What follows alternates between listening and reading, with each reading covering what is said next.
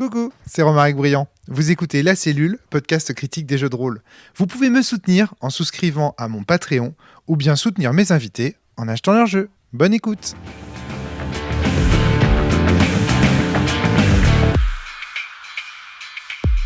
Bonjour à tous et à toutes et bienvenue sur le podcast hebdomadaire de La Cellule. Aujourd'hui, avec toi, Antoine, c'est toi qui nous ramène ce jeu. Pour une fois, c'est un jeu où tu vas pas t'en foutre, tu ne t'en fous pas aujourd'hui, parce que c'est toi qui ramène le jeu. Il s'agit de Secret Hitler. Ça va la pêche ? Ouais, ça va. Merci d'avoir imprimé le jeu. Ouais, c'est très facile de le trouver. Ce jeu est en print and play, libre accès, très très simple. Aurélien est avec nous, ça va la pêche, le Guy ? Guten Tag. Guten Tag, tu es prêt. Nous sommes avec François, ça va la pêche ? Yes, is en forme. Oh putain, tu me fais saturer tout là. Ok, donc il est en forme, donc je vais baisser un tout petit peu le volume de son micro pour éviter qu'il explose les oreilles de tout le monde. Désolé. On est avec Géraldine, ça va la pêche ? Ja. La banane. Oh putain, la vache, vous êtes tous à fond là. Et nous sommes avec Flavie. Eine große Wurst, bitte. C'est bien. Tout le monde a sorti à peu près les seuls mots d'allemand qu'il connaît. Pour Secret Ça y est, Hitler. Géraldine, qu'avant- je sais qu'elle a compris ce que j'ai demandé. Est-ce qu'avant de commencer, on peut parler du make-up de Géraldine ou c'est proscrit ? Non, c'est proscrit. On va éviter de parler des cosplays des uns et des autres ce soir. Voilà. Colère, Les gens n'ont- on fire la Pologne. Les gens n'ont pas l'image, donc on va éviter de se ridiculiser. Un indice en bas de votre écran, c'est pas une blackface. Non, Par contre, c'est une blackface. et maintenant, on comprend pourquoi. Alors, ce jeu a-t-il été, oui ou non, interdit en Allemagne, Antoine ? Non, je crois que c'est Non, une légende. C'est hein. une légende, d'accord. Mais je crois qu'en Australie, ils ont pas voulu. Ah, Il y c'est a en eu un Australie. problème d'édition de jeu. Alors, même si c'est un jeu qu'on ne présente plus parce qu'il est vraiment assez culte maintenant, j'aimerais quand même, Antoine, que tu nous le présentes rapidement et que tu nous dises aussi et que tu nous expliques aussi pourquoi est-ce que tu as eu envie de le présenter à la cellule. Ça, c'est très important. Ah, raconte. Est-ce Bah, que c'était que pour avoir des blagues en Pas du allemand tout, toute pas la du tout. soirée Vous remarquerez que j'en fais pas, moi, des blagues. D'ailleurs, ça manque un peu. Hein, vraiment. J'ose pas, j'ouvre pas ma bouche, je fais pas de blagues. sur ça. Antoine. Ça va déraper. Ça va complètement déraper, c'est sûr. Désolé. Non, mais parce que c'est un jeu auquel j'ai beaucoup joué, et puis ça faisait tout le temps des super parties, des super souvenirs. Et ça fait partie. Alors, je dis souvent, c'est mon jeu préféré, mais c'est parce que c'est le jeu qui, pour moi, a des parties marquantes. Tu vois, Des voilà. parties dont on se souvient, des dont on parties se souvient, mémorables. voilà, et dont on parle après. Ouais. Voilà. Tu me disais en préparation de l'émission que les parties de Secret Hitler laissent une trace même sur tes groupes d'amis, que ça laisse que les gens s'en souviennent, que ça devient Ouais, ça crée des des mèmes, références. des refs. Ouais, voilà. voilà. Et donc pour toi, du coup, il avait sa place aussi parce que c'était un jeu. Alors, c'est pas un jeu dangereux, hein, on en ressort indemne, vous inquiétez pas, mais, On va voir. mais ça peut créer des moments. Est-ce qu'on apprend des choses sur les gens, du coup ? Ah, très bonne question. Je pense qu'on apprend à se connaître. Oui. Ouais. Ouais. Ça peut souder un groupe, je pense, vraiment. Et pas. Antoine, Le dessouder, ouais. C'est peut-être le risque. non, alors je pense pas. Je pense qu'il n'y a pas de risque que ça le dessoude, clairement pas.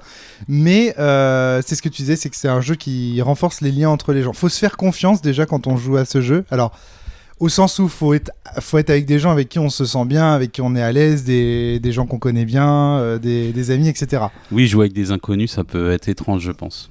Enfin, en tout cas, je pense qu'il y a moins de lâcher prise si on joue avec des total inconnus. Déjà, la hype est à son comble. Est-ce que tu pourrais nous présenter le dispositif ? Comment ça se joue, Secret Hitler ? Alors souvent, ça revient sur le tapis. Secret Hitler s'est inspiré un peu de Loup-Garou et de Avalon et de Résistance. C'est des petits jeux à rôle où il y a un... Tu dis Avalon avec Avalon. un S ? Merci.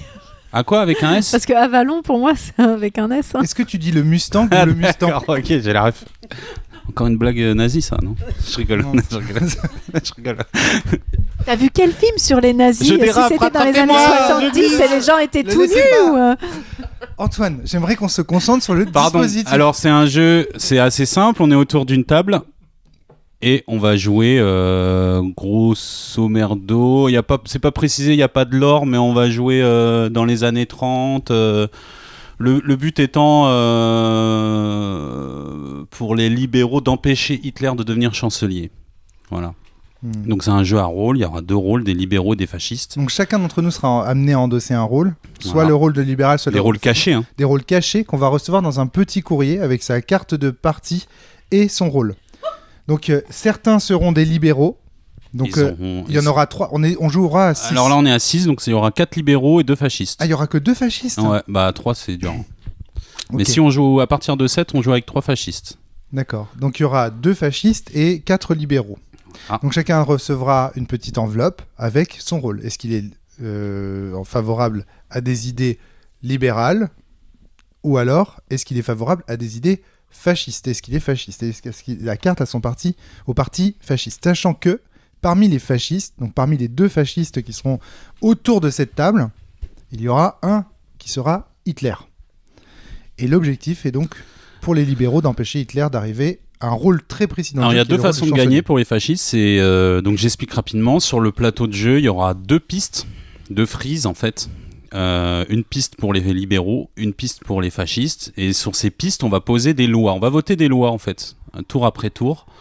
On va voter des lois, soit des lois fascistes, soit des lois libérales. Et en fait, les libéraux, pour gagner, il faut qu'il y ait 6 lois libérales. Il faut remplir. Sur chaque piste, il y a 6 slots, 6 emplacements de lois. Donc vous allez voir, c'est assez simple. Les lois, c'est des petites cartes, quoi. Dans le jeu original... Carte avec écrit libéral, c'est une loi libérale. Voilà, Voilà. c'est des bouts de carton dans le jeu original. Là, c'est des cartes parce qu'on l'a imprimé. Oui. Il faut le dire qu'on l'a imprimé, c'est un jeu gratuit. Oui, tout à fait. C'est un jeu qui a été kickstarté, qui a eu un franc succès, 1 million et quelques quand même de récoltés. Hein. Ouais. Et mais qui a qui est connu quand un même succès, gratuit sur le site officiel depuis toujours. Ouais. Voilà. Et donc les libéraux, deux manières de gagner, voter 6 lois libérales, donc remplir leur piste, ou débusquer Hitler et l'éliminer, car il y aura des façons d'éliminer des gens. Là, d'où la comparaison aussi avec le loup-garou dont on parlait tout à l'heure. Et pour les fascistes, 2 manières également de gagner, soit voter 6 lois fascistes, soit que Hitler devienne chancelier. Car en plus des rôles cachés, il y aura 2 rôles supplémentaires Qui sont publics. qui sont publics, eux, et qui vont tourner au fur et à mesure des rondes, des tours de jeu en fait. Il y a un pion, un jeton qui est un peu le jeton premier joueur qui tourne dans les aiguilles d'une montre, qui est le rôle de président. Donc les uns après les autres, on va jouer à tour de rôle Le président. le président.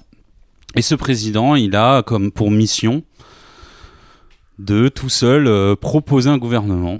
Et donc de choisir un chancelier. Et il va tendre un autre jeton qui normalement dans le jeu... Comment on appelle ça? Un présentoir, hein. Vous savez ce qu'il y a sur les beaux bureaux en bois, le truc très lourd, métallique, avec écrit « Président Romaric Voilà. Brillant ». Comme à l'ONU, vous savez, ils ont un écriteau sur lequel il y a leur nom et leur nationalité. Là, c'est pareil, on va avoir des écriteaux avec chancelier et président Voilà. pour désigner publiquement qui endosse ce rôle.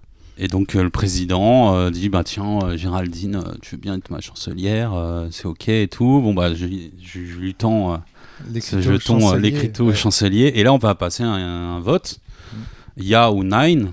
Là c'est pas un vote anonyme, c'est ouvert. Tout le monde, on va décider Ouais. si on est d'accord avec ce gouvernement. Est-ce qu'on est d'accord que Géraldine devienne chancelière? Il y a un Moi, risque. je pense que ça peut que bien se passer. D'accord, donc toi tu votes oui. Tu vois. Putain, mais- Il y a, voilà, Sachant que si elle est Hitler, alors il y a pour les fascistes donc 2 manières de gagner. Si loi fasciste, si on remplit sa piste en fait, ou si Hitler est nommé chancelier à partir de la moitié de la piste. C'est-à-dire au début, il ne peut pas gagner tour 1, ni tour 2, ni tour 3. Il faut qu'il y ait au moins 3 lois fascistes déjà votées pour qu'à partir de ce moment-là, dès lors que le gouvernement dès lors qu'il est validé, ce gouvernement, président et chancelier, si Hitler est chancelier, il se révèle. Il enlève son masque. Et je suis chancelier, vous avez perdu. Voilà. Ah, il monte sa carte. Voilà, j'étais Hitler. Vous avez. Je suis Kung Fourreur. C'est ça. Ceux qui ont la ref. C'est comme pour rire. Exactement. Et donc pour faire voter les lois, peut-être expliquer la mécanique aussi, ce qui est très intéressant. Alors voilà, une fois qu'on a un gouvernement Donc, imaginons qu'on a dit a oui à priori Géraldine. stable et Donc, libéral. On va dire que t'es président, Antoine. T'es Voilà, président je et c'est Géraldine ta Voilà, chancelière. Géraldine, tout le monde est OK, là on vote. On vote, c'est ok. voilà, tout le monde est- Géraldine. Sachant que si on n'est pas OK et que c'est un échec finalement de gouvernement, bah, le rôle de président, mais je suis destitué automatiquement, c'est toi Romaric, t'es à ma gauche, c'est dans Ouais. le sens des aiguilles d'une montre, on passe au joueur suivant, il devient président. Notez que je suis à C'est- sa gauche. hein. C'est pas ce qui se passe en ce moment en France. Notez. Non, pas du tout. Si c'est ce qui se passait en France, il aurait passé à sa droite. C'est vrai, tu as raison. Là, il dit à sa gauche. Voilà, j'insiste, je suis désolé. Oui. Sachant qu'au bout de 3 échecs de gouvernement successifs, on va retourner, il me semble, je sais plus, faut vérifier. Je crois qu'on retourne automatiquement la loi dans la pioche. Elle est votée automatiquement. C'est le 49.3. Attends. 3 échecs de gouvernement, on n'arrive pas à se mettre d'accord successivement. La loi. Ouais, ok. On retourne une loi, ça peut être une loi libérale ou une loi Pif. fasciste. Ok. Tu te souviens des chiffres, Romaric? Les lois, c'est des cartes. Oui. Il y en a 18. Il y a moins de lois libérales que de lois Ouais, fascistes. il doit y avoir genre 13 lois fascistes. 12, 6. Je crois qu'on est à 12, 6 ou un Ok. truc comme ça. Enfin, Ok. peu importe. Mais en tout cas, le truc, c'est que ça veut dire concrètement que faire échouer 3 gouvernements successifs, c'est aller vers une probabilité plus grande qu'on ait des lois fascistes qui soient votées. C'est ça que le jeu te raconte. Voilà. Et donc, une fois qu'on a un gouvernement, donc c'est assez simple hein, au final, vous allez voir, c'est vraiment 1 minute. Hein. Le président va piocher, donc il y a une petite pile de ces lois-là, qui sont des lois, il y a juste écrit libéral avec une colombe de la paix, ou fasciste avec un crâne et un serpent tu vois, qui rentre dans les yeux. Il y a Voldemort aussi sur C'est la un peu question. orienté Voilà. quand même comme symbole. Oui, c'est vrai. Ouais, comme C'est quoi déjà? C'est on a une autre chance maintenant, on peut nous pardonner. Il y a un parti pris. On est en bon, 1955, Herbramar. On peut avoir une seconde chance. Ah, t'es quel micro, toi? T'es vert, hein? T'es les verts? Ouais, je suis vert, c'est ça. Oh, c'est bizarre, ça. On t'entend vachement. C'est bizarre, ça. Je vais parler plus bas. Non, c'est très bien. Et donc le président va piocher 3 lois. Il va les regarder. Il n'y a que lui qui peut les regarder. Il va en défausser une face cachée. Toujours face cachée. Oui. Et il va donner les 2 qui restent à son chancelier ou sa chancelière. Qui, elle ou il, va regarder ces 2 lois sans rien dire. C'est un moment où on ne doit pas parler. Pour pas influencer, pour pas commencer à jouer ou à bluffer ou à dire des trucs. Là, on ne doit pas parler. Ni l'un ni l'autre, ni personne. 2 lois, je crois que c'était 3. Il en pioche 3, il en défausse une, il donne les 2 autres à son chancelier ou sa chancelière, qui, il ou elle, va voter une des 2 lois en la révélant et en la posant sur la piste adéquate, soit la piste des lois libérales, soit des lois fascistes. Et c'est à ce moment-là où, où le jeu Tout se commence, joue. où le président dit « Bah, je lui ai donné le choix.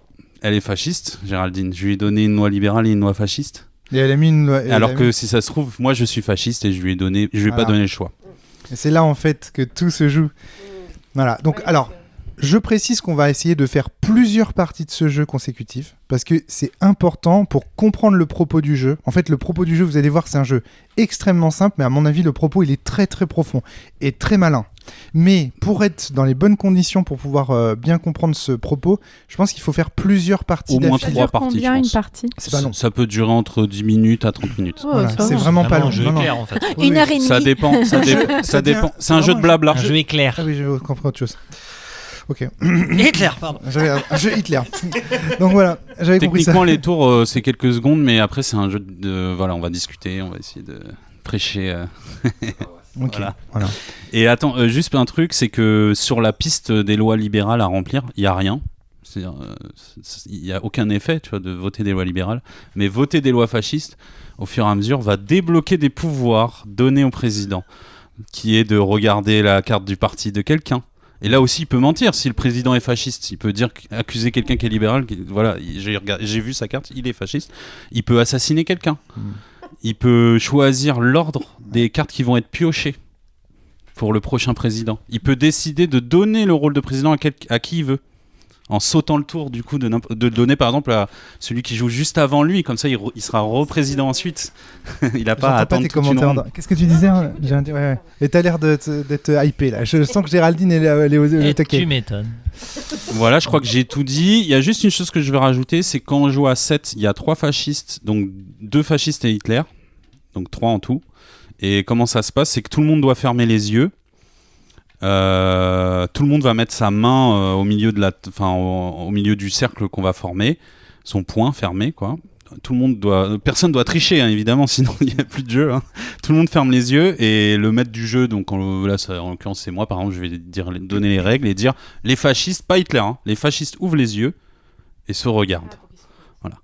Ils se Ah bon, reconnaissent. les Ça, c'est fascistes que à 7.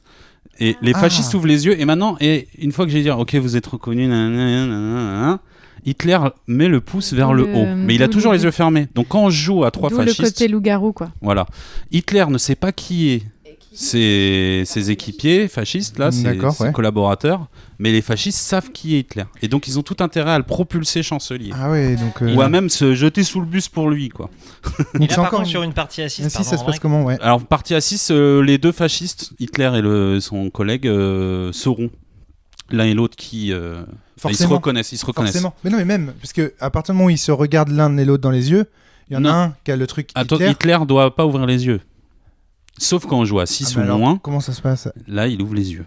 Je t'ai raconté. Oui, donc c'est ça. Et l'essence, pour moi, l'essence du jeu, c'est pour ça que je te disais que ça serait bien qu'on soit 7. C'est ce petit truc-là de Hitler qui, au final, lui-même ne sait pas qui sont ses alliés. Oui, moi, c'est ça, c'était ça ma question. C'est comment à 6 les fascistes savent avec qui. Parce que là, il y a un méta-jeu. Toi, t'as des libéraux qui vont commencer à. Ils ont une idée de qui est Hitler. Là, du coup, et ils vont commencer à se faire passer pour des fascistes auprès de lui pour voir sa réaction. Ça, je vois bien à 7 comment ça fonctionne, mais à 6, j'ai toujours pas compris. On se regarde et. Ouais, le fasciste et Hitler se regardent, donc ils savent qui est qui. Et Hitler va lever le pouce. Enfin, de toute façon, l'un sait. Les deux savent automatiquement. Les deux savent automatiquement, puisque. Ouais. Alors, il faut savoir que sur les trucs fascistes, donc ce sont des crocodiles, les emblèmes des fascistes. Donc, si vous regardez dans votre enveloppe et que vous avez un reptile, ça veut dire que vous êtes un fasciste.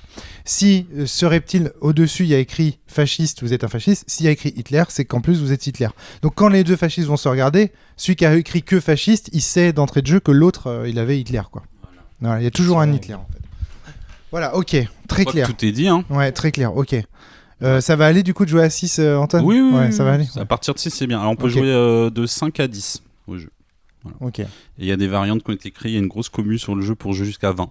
On peut jouer des communistes, des anarchistes. Il y a plein de nouveaux rôles qui ont été ajoutés, évidemment. Ouais. Et vous verrez qui fonctionnent. Hein, c'est fonctionnel. Le jeu est incroyable. On y va, c'est parti. Let's go.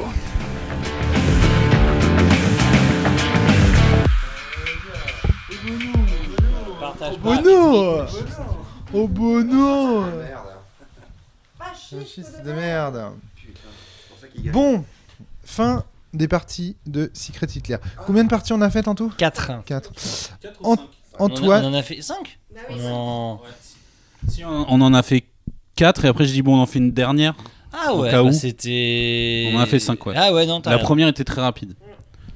À la première on découvrait aussi un peu des mécaniques. Antoine, ou alors vous mentez parce que vous êtes fasciste. Tu m'auras pas 3 fois, Antoine. Est-ce que c'était des parties prototypiques de Oui, je pense, oui. Les 3 dernières, ouais. Les 3 dernières, ouais. T'avais insisté sur le fait, pour préparer cette émission, t'avais bien insisté sur le fait qu'il faille qu'on en fasse plusieurs d'affilée. Ouais, si t'en fais qu'une ou deux, tu peux pas avoir l'essence du jeu, tu peux pas comprendre la profondeur. Effectivement, moi les 2 dernières fois où j'ai joué à ce jeu, je n'en avais fait qu'une ou 2. Et je n'avais pas été aussi loin. Et effectivement, je pense que plus tu fais de parties avec les mêmes participants, et plus tu fais des découvertes, et plus tu avances dans ton expérience du jeu, et plus tu découvres le propos du jeu, en fait. Et il se crée quelque chose, là, parce que si on rejoue dans 6 mois, nous, tous, bah en fait, il y a déjà des fondations. Il y a une méta. Ouais. On sait qui est capable de mentir comment, pourquoi il le fait. Tu sais que tu sais, mais comme maintenant je sais, tu ne peux plus savoir. Exactement. Et ce qui est très rigolo, c'est que ça crée des dynamiques sociales de suspicion des uns envers les autres. Et c'est là où tu voulais en venir en nous présentant, je pense, Secret Hitler aussi, Antoine. C'est que le jeu, à travers son exercice, nous pousse à nous mettre les uns les autres dans des situations où on est suspicieux les uns des autres et nous faire découvrir, en fait, qu'est-ce que c'est une véritable ambiance d'inquisition et de fascisme, en fait. Et c'est ça le propos du jeu, selon toi, Antoine. On est OK ? Et de Gaslight. Gaslight, qu'est-ce que ça s'appelle le Gaslight ? C'est de... comment dire ? Prêcher le faux, étouffer un peu la parole des autres en essayant de faire croire que tout ce qui sort de leur bouche c'est de la merde, c'est faux, il faut pas les écouter, ça a pas de valeur, quoi. Le gaslight, c'est un système de pervers narcissique, en fait, pour prendre le pouvoir. Le gaslighting, ouais. D'accord, ok. Bon, je sais, c'est compliqué. Mais en gros, voilà, c'est ça, de prêcher le faux pour cacher la vérité, c'est ça, hein, c'est bien ça, le gaslight. C'est ce qui se passe aujourd'hui, quoi, enfin, dans notre société. Ouais. Alors, c'est différent. Il y a une dynamique et quelque chose de l'ordre de la communication et de l'information dans notre société qui est très différente de dans Secret Hitler. Oui. Je pense que le fascisme qui monte en ce moment n'est pas celui dont parle Secret Hitler, sur la suspicion, même si elle est là, même si elle existe, on n'en est pas encore là. On est dans une société pré-fasciste. Ce que nous propose ce Secret Hitler, c'est plus, à mon avis, que la montée du fascisme, c'est carrément une société dans laquelle on est déjà suspicieux les uns envers les autres. C'est la société de la délation. Pendant la Seconde Guerre mondiale, quand les uns pensaient que les autres étaient potentiellement des résistants, etc. Tu vois, c'est plus, à mon avis, ce type de choses. Flavie, vas-y, prends la parole.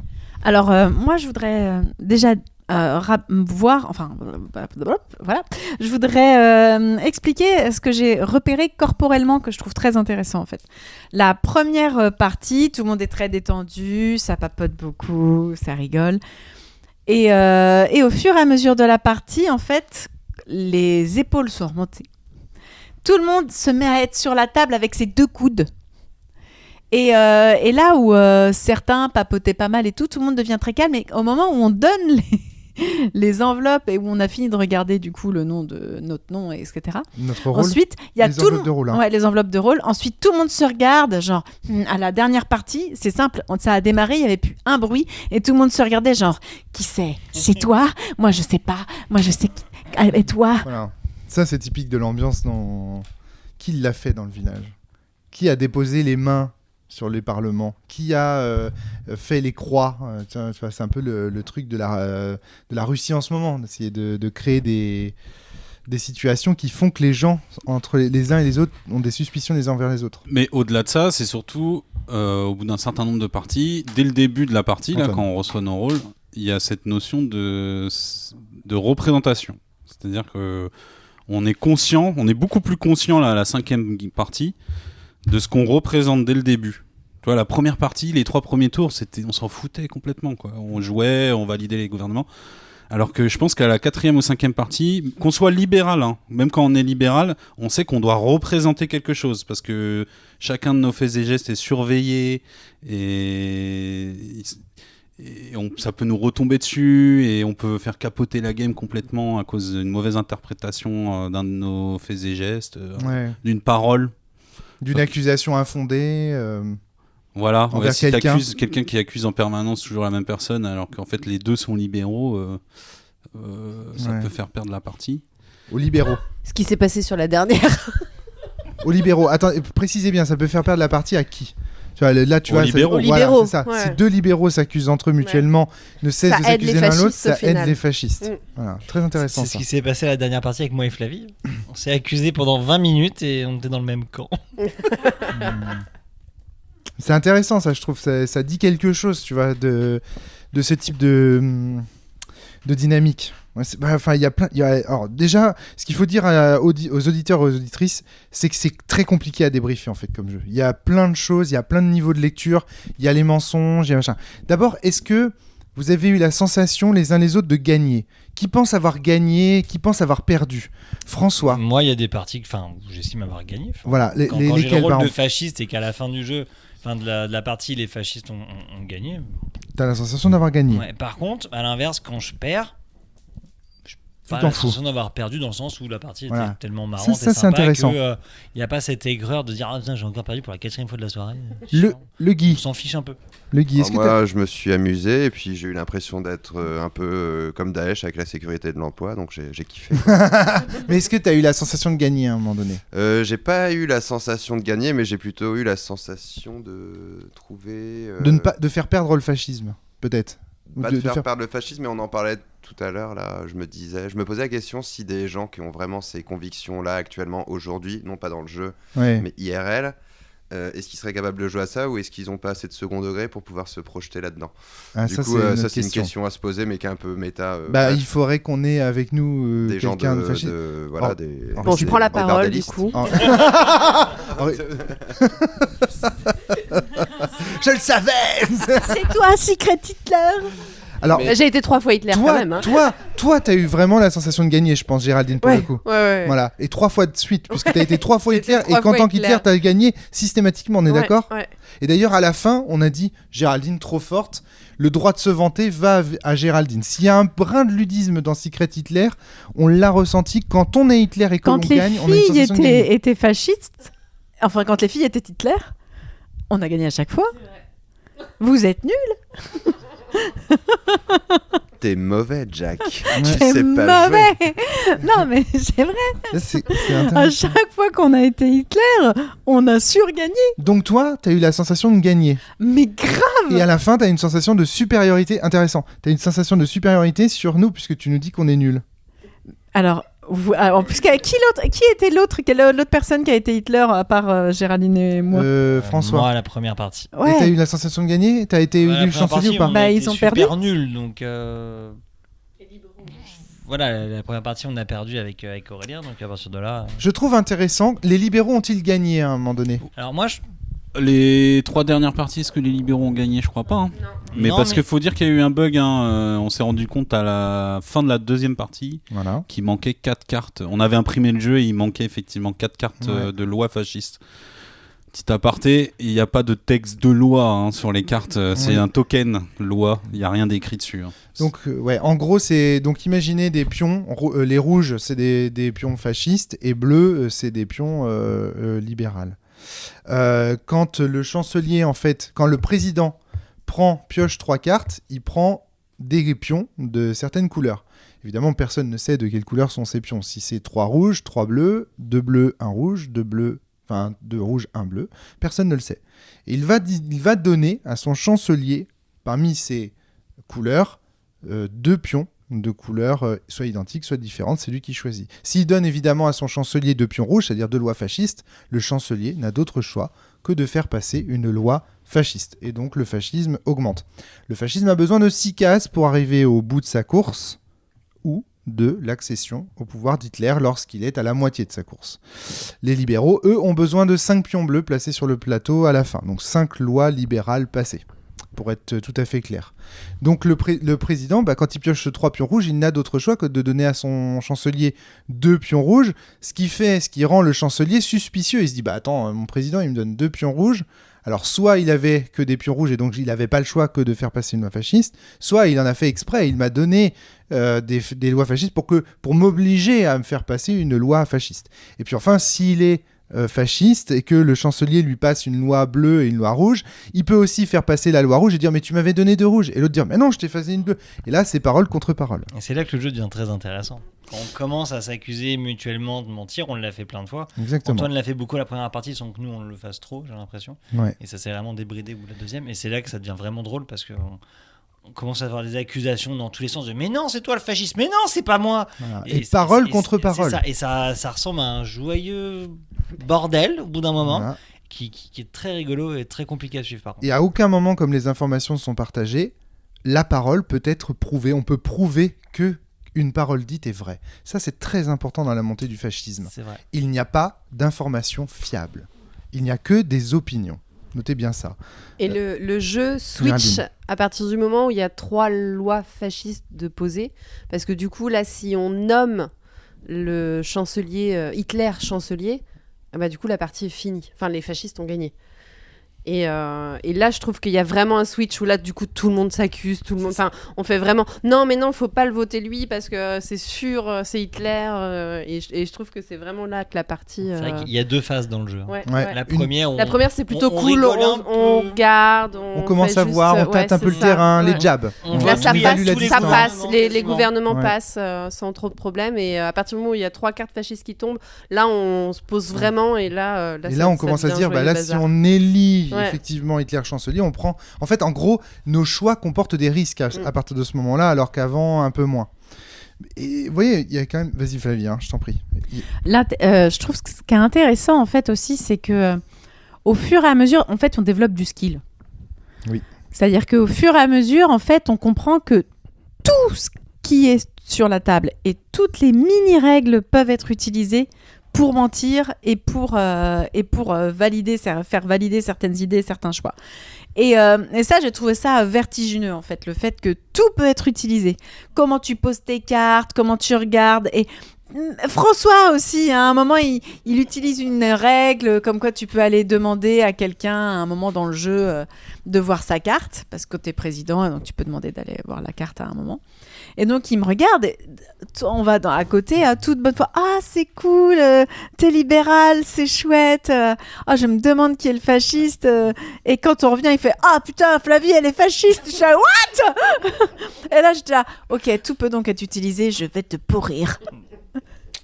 Antoine, ça, c'est quelque chose qui te tient énormément à cœur. Dans le fait que tout puisse être utilisé pour plaider dans un sens ou dans un autre, tu me disais en préparation du podcast, c'était un des éléments clés. À un moment, François l'a relevé, il a dit ah mais en fait le jeu il s'arrête jamais. Ah oui, ça c'est génial comme réflexion. Exactement ça. Mais ça, en fait, le jeu tout à fait raison. commence dès qu'on installe même le matos. Ouais. En fait, la manière dont on va se comporter. Voilà, en fait, il est même entre les parties quand on a les fascistes ont gagné ou pas, et ensuite on relance une partie. Il y a déjà des trucs, des indices, la manière dont on se comporte, ce qu'on représente toujours. Là, on dit bon bah j'étais Hitler à la dernière. Il faut pas qu'il y ait un changement de comportement si je suis si d'un coup là je suis libéral ou je suis encore fasciste, il faut savoir. Et même pour gagner dans une soirée, moi je sais que bon là comme bon il y avait que toi Romaric qui avait joué au jeu. Oui, ouais. Vaguement. Hein. Bon là c'était encore ok, mais quand tout le monde est vraiment expert au jeu, on sait qu'on doit on doit tout le temps représenter quelque chose, ouais. Parce qu'on sait que représenter quelque chose à la première partie, ça peut faire gagner la cinquième. Très intéressant. La communication non verbale, elle est essentielle dans le jeu. Ah ouais. Elle est extrêmement importante. Les et petits détails. Autant que ça peut nous permettre d'accuser à raison quelqu'un, et autant comme sur la dernière, mais à culpa Flavie, ça permet d'accuser grossièrement et foncièrement quelqu'un qui a rien fait. Alors, moi j'ai trouvé ça intéressant, et justement, la dernière partie, je me disais, parce qu'en fait, vous vous en êtes pas rendu compte, mais j'ai été accusée pendant toutes les parties, sauf quand j'étais Hitler. Je t'ai accusé pendant la moitié de la partie. Et après, j'ai accusé Antoine en fait, je me suis dit, mais en fait, en gros, j'ai toujours eu une grande bouche, et je sais que pour une fille, c'est un peu complexe. La grande bouche, généralement, tout le monde voilà, c'est pas. Là, j'ai vu en vrai, avoir la grande bouche quand t'es une fille, c'est pas bonne magie. T'as tout le monde qui te regarde en mode, toi, tu serais pas une sorcière, on va sur un bûcher. Et genre le moment où du coup, je me suis dit, je vais un peu fermer ma gueule. Nickel, personne n'a remarqué le changement, genre c'est ce qu'on attend d'une meuf quoi. Et là, je me suis dit bon, je vais quand même faire 2-3 moments où je grogne un peu parce que c'est quand même moi. Mais voilà quoi, là c'est le moment où tout le monde me fait confiance. Ça pose question. Après t'étais en équipe avec Antoine, qui est grande bouche quoi qu'il arrive et qui prend de la place en termes de bruit, et je pense que c'est ça. Sur ce coup-là, c'est pas prototypique. J'avoue, j'ai joué un peu ce rôle-là volontairement les 3 premières parties, d'être le trasher, quoi, le trash talker, parce que je sais que c'est ça qui amène la première dynamique. Si je suis pas là à vous demander, ok, t'avais quoi? Ok, t'avais 2 bleus. Ok, qui va le faire en fait? Si quelqu'un prend pas ce rôle. Personne n'y aurait pensé sinon. Si, ça serait venu, mais à la 4e partie, trop tard, à la dernière, quoi. Donc c'était le but aussi de mettre la pression, et moi oui j'ai été 3 fois libéral, donc bon ça servait à rien, et du coup plus personne me faisait jouer. Alors je rappelle quand même que dans un jeu de société, c'est aussi le rôle du joueur animateur et de celui qui connaît le jeu et qui amène le jeu de faire ce rôle-là. Oui, mais j'ai fait un peu le sacrifié là, tu vois, à montrer que... Tu nous as montré un j'ai petit joué peu la voix. l'imbécile, le naïf, tu vois, le candide aussi. C'est important de savoir jouer le naïf à ce jeu. Tu sais, d'exposer des théories nulles. Bien sûr. Enfin, pas si nul, tu vois, mais un peu nul quand on réfléchit 2 secondes, tu vois. Le Guy, tu voulais ajouter un truc? T'avais pris le micro à la base. Moi, j'ai l'impression que les gens qui peuvent être bons à ce jeu, c'est ceux qui sont bons au poker aussi. Parce que comme on parlait de il y a un côté communication poker non verbale, menteur. il y a énormément de... Et puis il y a une espèce de petite initiation réelle politique de bébé, on va dire, entre guillemets, où tout le monde se joue. Et puis parce que tu disais sur toi en tant que femme, comment t'as ressenti les choses, où effectivement tout plus fort ta... Attention à ton micro, Aurélien.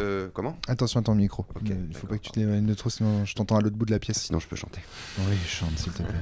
Mais en gros, ouais, ça peut faire ressortir les instincts les plus pointés actuellement. Ouais. Et moi, c'est ça qui m'a intéressé dans la pratique de ce jeu aussi, c'est que vu le contexte actuel dans la vraie vie... Arrête François, je t'entends me caresser le micro là.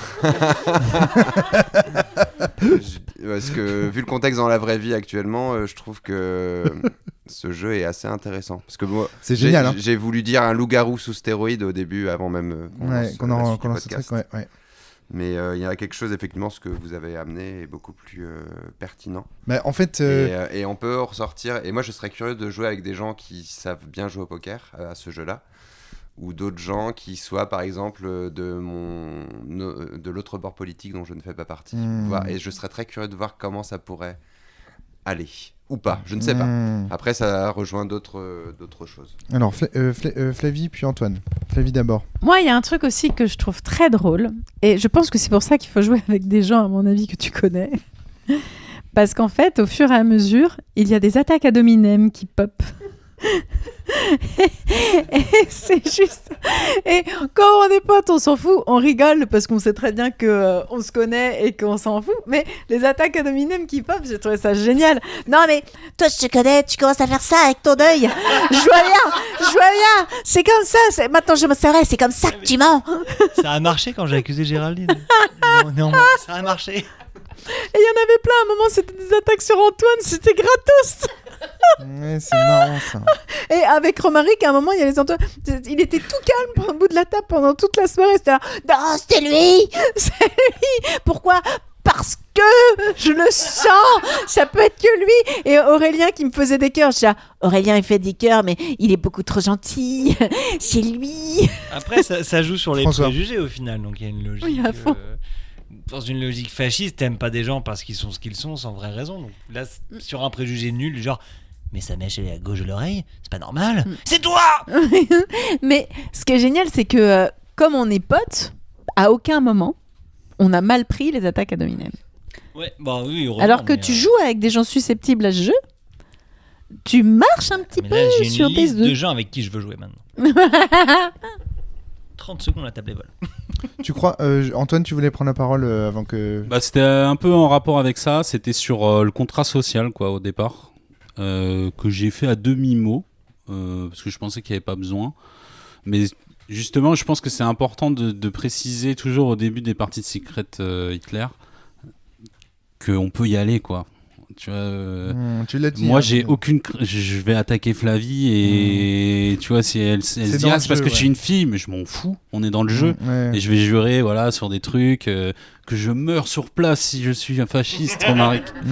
Tu vois, et si tu veux, Flavie, si tu veux, on se parle plus jamais de notre vie si je suis fasciste. Après. Fais voir ta carte. Je te jure. Je mets notre amitié en jeu. Je t'emmène à côté, je te vois la carte, je veux voir ta carte, je suis présidente. Non, mais c'est vrai, c'est cool en fait. Mais Alors, comment tu l'expliques ? Le fait que ce soit les attaques à dominem passent. Moi, ça Il y a deux, parce que en fait, ça dépend. C'est les attaques à dominem, elles ne pop qu'à partir du moment où on a passé plusieurs niveaux méta. D'accord. Et du coup, le moment où tu es rendu au 5e niveau, alors, le premier niveau méta, c'est le moment où tu commences à te rendre compte que tu peux mentir. Le deuxième, c'est le moment où tu te rends compte que tu peux retourner des règles pour mentir. Le 3e niveau, c'est le moment où, en fait, c'est le matos aussi. Le 4e, c'est le moment où on a commencé à faire des phrases qui font « Mais si je dis ça, tu vas penser ça, donc il faut penser que tu penses que ça. » Mais moi, j'ai réfléchi. Et quand on a passé ce niveau-là, en fait, on est tellement fucké, en fait, que là, les attaques à dominem pop, mais parce qu'en fait, ça fait partie du jeu et que ça aussi, en fait, c'est un ressort pour pouvoir en fait, jouer le jeu. Ça finit par faire partie du mensonge, l'attaque à dominem. Et c'est pour ça que tu t'en fous, en fait. Parce que même les petites menaces, si tu continues comme ça, plus jamais on couche ensemble. En fait, ça fait partie du méta, en fait. On sait très bien que c'est dans le jeu. En fait, on est parti tellement loin que là, à ce moment-là, autour de la table, il y a comme une bulle qui s'est formée où les mots n'ont plus de sens. Seul compte, en fait, trouver qui est fasciste. Et en plus, on a perdu. Le cercle magique, c'est un cercle symbolique en fait qui trace la frontière entre le in et le out. Et en fait, quand on rentre, voilà, c'est ça. On est dedans ou on est en dehors. Et en fait, le truc, c'est que quand on est autour de cette table, en fait, on s'en rend pas compte. Mais dans notre gestuelle, il y a des tas de gestes d'approbation. C'est-à-dire que même si Flavie, elle me dit des choses, il y a des sourires en coin qui montrent qu'on est dans le jeu, en fait. Il y a plein de jets, en fait on s'en rend pas compte, mais évidemment si on enregistre la partie et si on se contente d'enregistrer par exemple la partie, on entend des propos mais dévastateurs. T'en as noté quelques-uns, François, des propos hallucinants qu'on a pu tenir ce soir. Mais en fait, il y a des sourires qui montrent que c'est de l'ironie. Il y a une complicité. Il y a du temps qui s'est écoulé avant où on comprend le sens des phrases, etc. C'est le contexte qui va donner ça. Et le cercle magique, c'est juste le fait que le jeu fait monde à part, en fait, en un sens. Et donc là, on sait que tout ce qu'on raconte, on sait en fait, ce qui est incroyable, et c'est pour ça que c'est magique, c'est qu'on sait intuitivement quand ce qu'on raconte, ça, c'est pour le monde, et ce qu'on raconte, c'est pour le jeu. Par exemple, je te dis, tu veux une tisane ? Tout de suite, tu comprends que si je te le dis parce que je veux vraiment te proposer une tisane, tu vas le comprendre. Alors que là, tu comprends que c'est un argument au sein d'un podcast. Oui. Tu vois le truc ? Alors que si je te dis, bon allez Antoine, tu veux vraiment une tisane, et cette fois-ci je prends vraiment ma truc pour y aller, tu vas comprendre par la gestuelle, par tout ça, que là je fais vraiment, c'est plus un argument de podcast, mais qu'effectivement je te propose vraiment une tisane. Et ça c'est magique. Et cette intentionnalité là d'ailleurs, en philosophie du langage et en philosophie analytique, elle est extrêmement difficile à définir. C'est pas facile de savoir pourquoi est-ce que les intentions passent dans le langage et compagnie. Il y a toute une littérature là-dessus. C'est très compliqué. Et là, par exemple, c'est clair en fait quand on parle dans le jeu et quand on parle en dehors du jeu. Et je ne sais pas pourquoi. Et personne. Plus tu joues au jeu, en tout cas, pas forcément avec la même table, les mêmes personnes, mais on va dire s'il y a un petit groupe de personnes qui est toujours là. Aux parties de Secret of Heaven, tu vois, on pourrait jouer à 6, à 10. Secret Hitler, s'il te plaît. C'est pas le... Ah oui, pardon. Secret Hitler. Sorry. C'est pas tout à fait le même propos. Oups. Merde, j'ai dévoilé un truc là. C'est pas grave, non, c'est bon, t'inquiète, y'a pas de problème. Et ben, plus tu joues, plus je crois que le cercle, en fait, il s'étend à l'infini. Exactement. Et moi, je sais qu'avec mon petit groupe là, de potes, où on adore jouer à Secret Hitler, le cercle, on le voit plus. Il est à l'infini. On sait qu'à partir du moment où on dit qu'on joue à Secret Hitler... Oui, mais tu vois, il y a quand même un in et out. Non, il n'y a plus de in and out. Plus du tout. Alors, il y en a qui vont dire « Ah, c'est dangereux ». Quand on va faire ton déménagement ce week-end, personne oui, mais on joue pas au jeu. Oui, alors donc il y a un in et out. Oui, mais toi, tu parles. Moi, je crois que tu parlais d'un in et out pendant la partie qui existe encore. Ah oui, d'accord, ok. Alors tu vois qu'il y a une frontière, quoi. Alors, d'un coup, il y a quelque chose qui est pas dans le jeu. Ok, on circonscrit à la partie. Voilà. Et là, je pense que plus tu joues, oui, je suis d'accord. Et en fait, plus il y a aucune frontière. Ok, la frontière. Plus rien. Parce que pendant la partie, si tu proposes un peu de tisane, c'est parce que tu sais qu'il va penser que peut-être tu es Hitler, mais qu'en fait ça peut être deux fascistes qui se servent, et au moment où il va servir, il va dire non, pas plus haut que le, et en levant le bras, en le tendant vers le haut, pas plus haut que ça. Non, mais tu rigoles. Je tends le bras vers le haut. Je rigole, mais il y a des moments où j'ai ressenti ce genre de suspicion, où on parlait d'un truc en dehors du jeu et où les gens nous regardaient, et je voyais que dans les regards il y avait potentiellement un truc. Est-ce qu'ils sont en train de se dire un truc en mode codé ou quoi ou qu'est-ce Géraldine, ça fait longtemps que je t'ai vu prendre le micro. Non, il n'y a pas de souci. C'était juste pour dire que ce qui m'a fait rire, c'est que toi, du coup, t'étais à fond.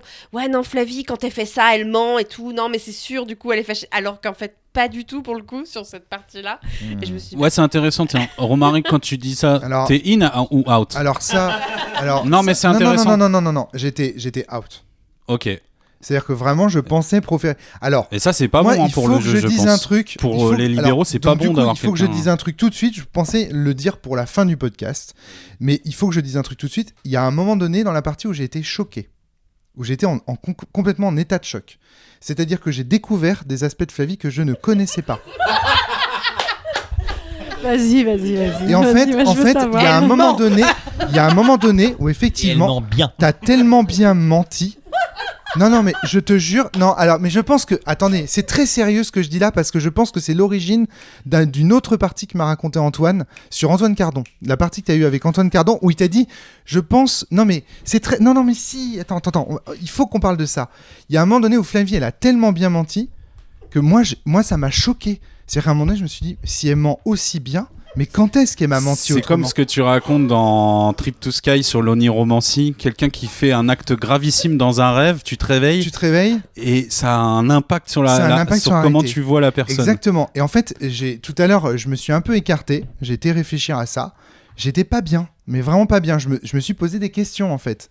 Mais oui, en fait, le truc, c'est que on ne connaît pas. En fait, on se rend compte qu'on sait pas tout des gens, et que même les gens qu'on croit bien connaître, dans certaines situations où ils peuvent mentir, doivent mentir, etc., ils sont capables de faire preuve de ressources qu'on ne connaît pas. Ça, c'est un premier élément. C'est si on veut voir des ressources du côté de Flavie. L'autre élément, c'est que ça peut aussi révéler une faille de ma part. C'est-à-dire que je crois connaître Flavie. C'est-à-dire que je me pense très fort, je pense savoir quand elle me ment et quand elle ne me ment pas, comme le disait très bien Géraldine, et en fait je suis nul, je suis une merde. Et ça c'est hyper vexant. Mais non mais ça c'est hyper vexant pour les gens. Je peux comprendre, ouais. C'est le fait de réaliser du jour au lendemain qu'en fait tu te croyais fin psychologue, comprendre les autres, etc. Et réaliser qu'en fait, tu vois, le jeu te fait réaliser que, tu te crois fort. Mais en fait, dans un climat de suspicion généralisée, tu as des failles. Et en fait, je pense que ce jeu peut faire du mal à des gens à cause de ça. Mais tu vois, sans doute pour de mauvaises raisons, c'est pas le jeu qui fait du mal. Les gens se font du mal entre eux, tu vois, quelque part. Ils se croient sortis de la cuisse de Jupiter Hitler, et en fait, ils sont pas du tout sortis de la cuisse de Jupiter, et ils réalisent à ce moment-là que... Il y a un autre exemple qu'on a vu de ça récemment, c'est dans Captain Sonar. Dans Captain Sonar, des gens qui pensent être des bons commandants, qui vont se retrouver à ce rôle, et qui justement vont réaliser qu'ils sont très mauvais. Et ça fait mal. Et on en avait parlé dans Captain Sonar où on avait dit ça peut aussi créer une tension en fait entre les joueurs et les joueuses parce qu'ils peuvent se découvrir. Et ben je pense que Secret Hitler a ce potentiel-là aussi de nous faire découvrir des failles de notre propre système de croyances. Je pense que tu peux découvrir tes propres limites, jusqu'où tu peux aller pour que le fascisme l'emporte dans le jeu. Oui, mais elle m'a fait peur Flavie là ce soir. À un moment donné, j'ai eu peur. Compliqué, tu vois, pour quelqu'un qui joue à Secret Hitler, de dire c'est mon moment, c'est maintenant, là, mon chancelier va jouer une carte rouge et c'est le moment où je vais dire non, je t'ai donné le choix, alors que pas du tout. Ouais. Toi, ce moment-là où tu vas sortir, tu vas sur scène là, c'est parti, c'est maintenant. Et puis j'ai toujours eu un côté hyper ludiste. Je veux dire, dans le jeu, moi, le côté bulle en fait qui se crée, ça a toujours été quelque chose de très fort chez moi en fait. C'est l'une des raisons d'ailleurs pour lesquelles c'est très très compliqué de jouer avec moi à un jeu ludiste au jeu de rôle parce que s'il le faut, je vais te pourrir. Ouais. Et en fait, je suis pas du tout comme ça dans la réalité. Mais je sais pas, dans l'espace jeu, en fait, il y a un côté je peux utiliser cette règle-là pour te faire du mal. Attends, on va voir si je peux violer ton perso. Enfin, je sais pas. Je l'ai fait pour un personnage malheureusement. Sur moi aussi, oui, d'ailleurs. J'en ai à nouveau été la victime. On s'en souvient. Donc pour les auditeurs auditrices, pour retrouver la source de cette punchline, c'est donc dans Passion de las Passiones. Passion de las Passiones. Et c'était pour le faire passer, mais c'était pour faire passer mes dauphins remplis de drogue.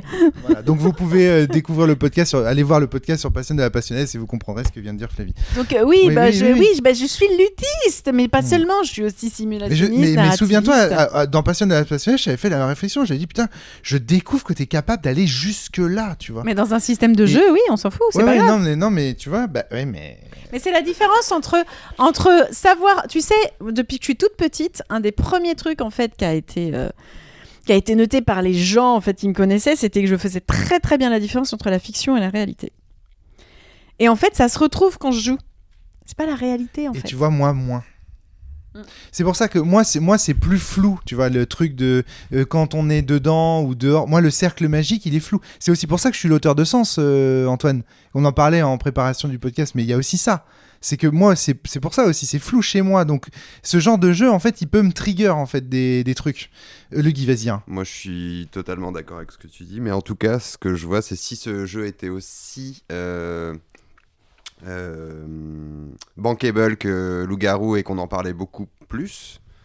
Mais il l'est. Secret Hitler, il est énormément joué dans les bibliothèques mais et tout. Je veux dire, parce que Loup-Garou, presque tout le monde le connaît, même les gens qui sont pas spécialement du monde du jeu de rôle. Oui. Alors et à mon avis... Parce que c'est un jeu de colonie de vacances, Loup-Garou. Secret Hitler, plus compliqué. C'est pour les enfants, voilà. Oui. C'est juste que Loup-Garou tire celui, il peut jouer avec les enfants. Juste par le titre, déjà, Secret Hitler, mais ça serait du pain béni pour des chaînes d'information très bolloriennes qui en feraient leur beurre, mais ça serait un délire, quoi. Non, mais honnêtement, je pense que Secret Hitler, c'est un jeu émancipateur.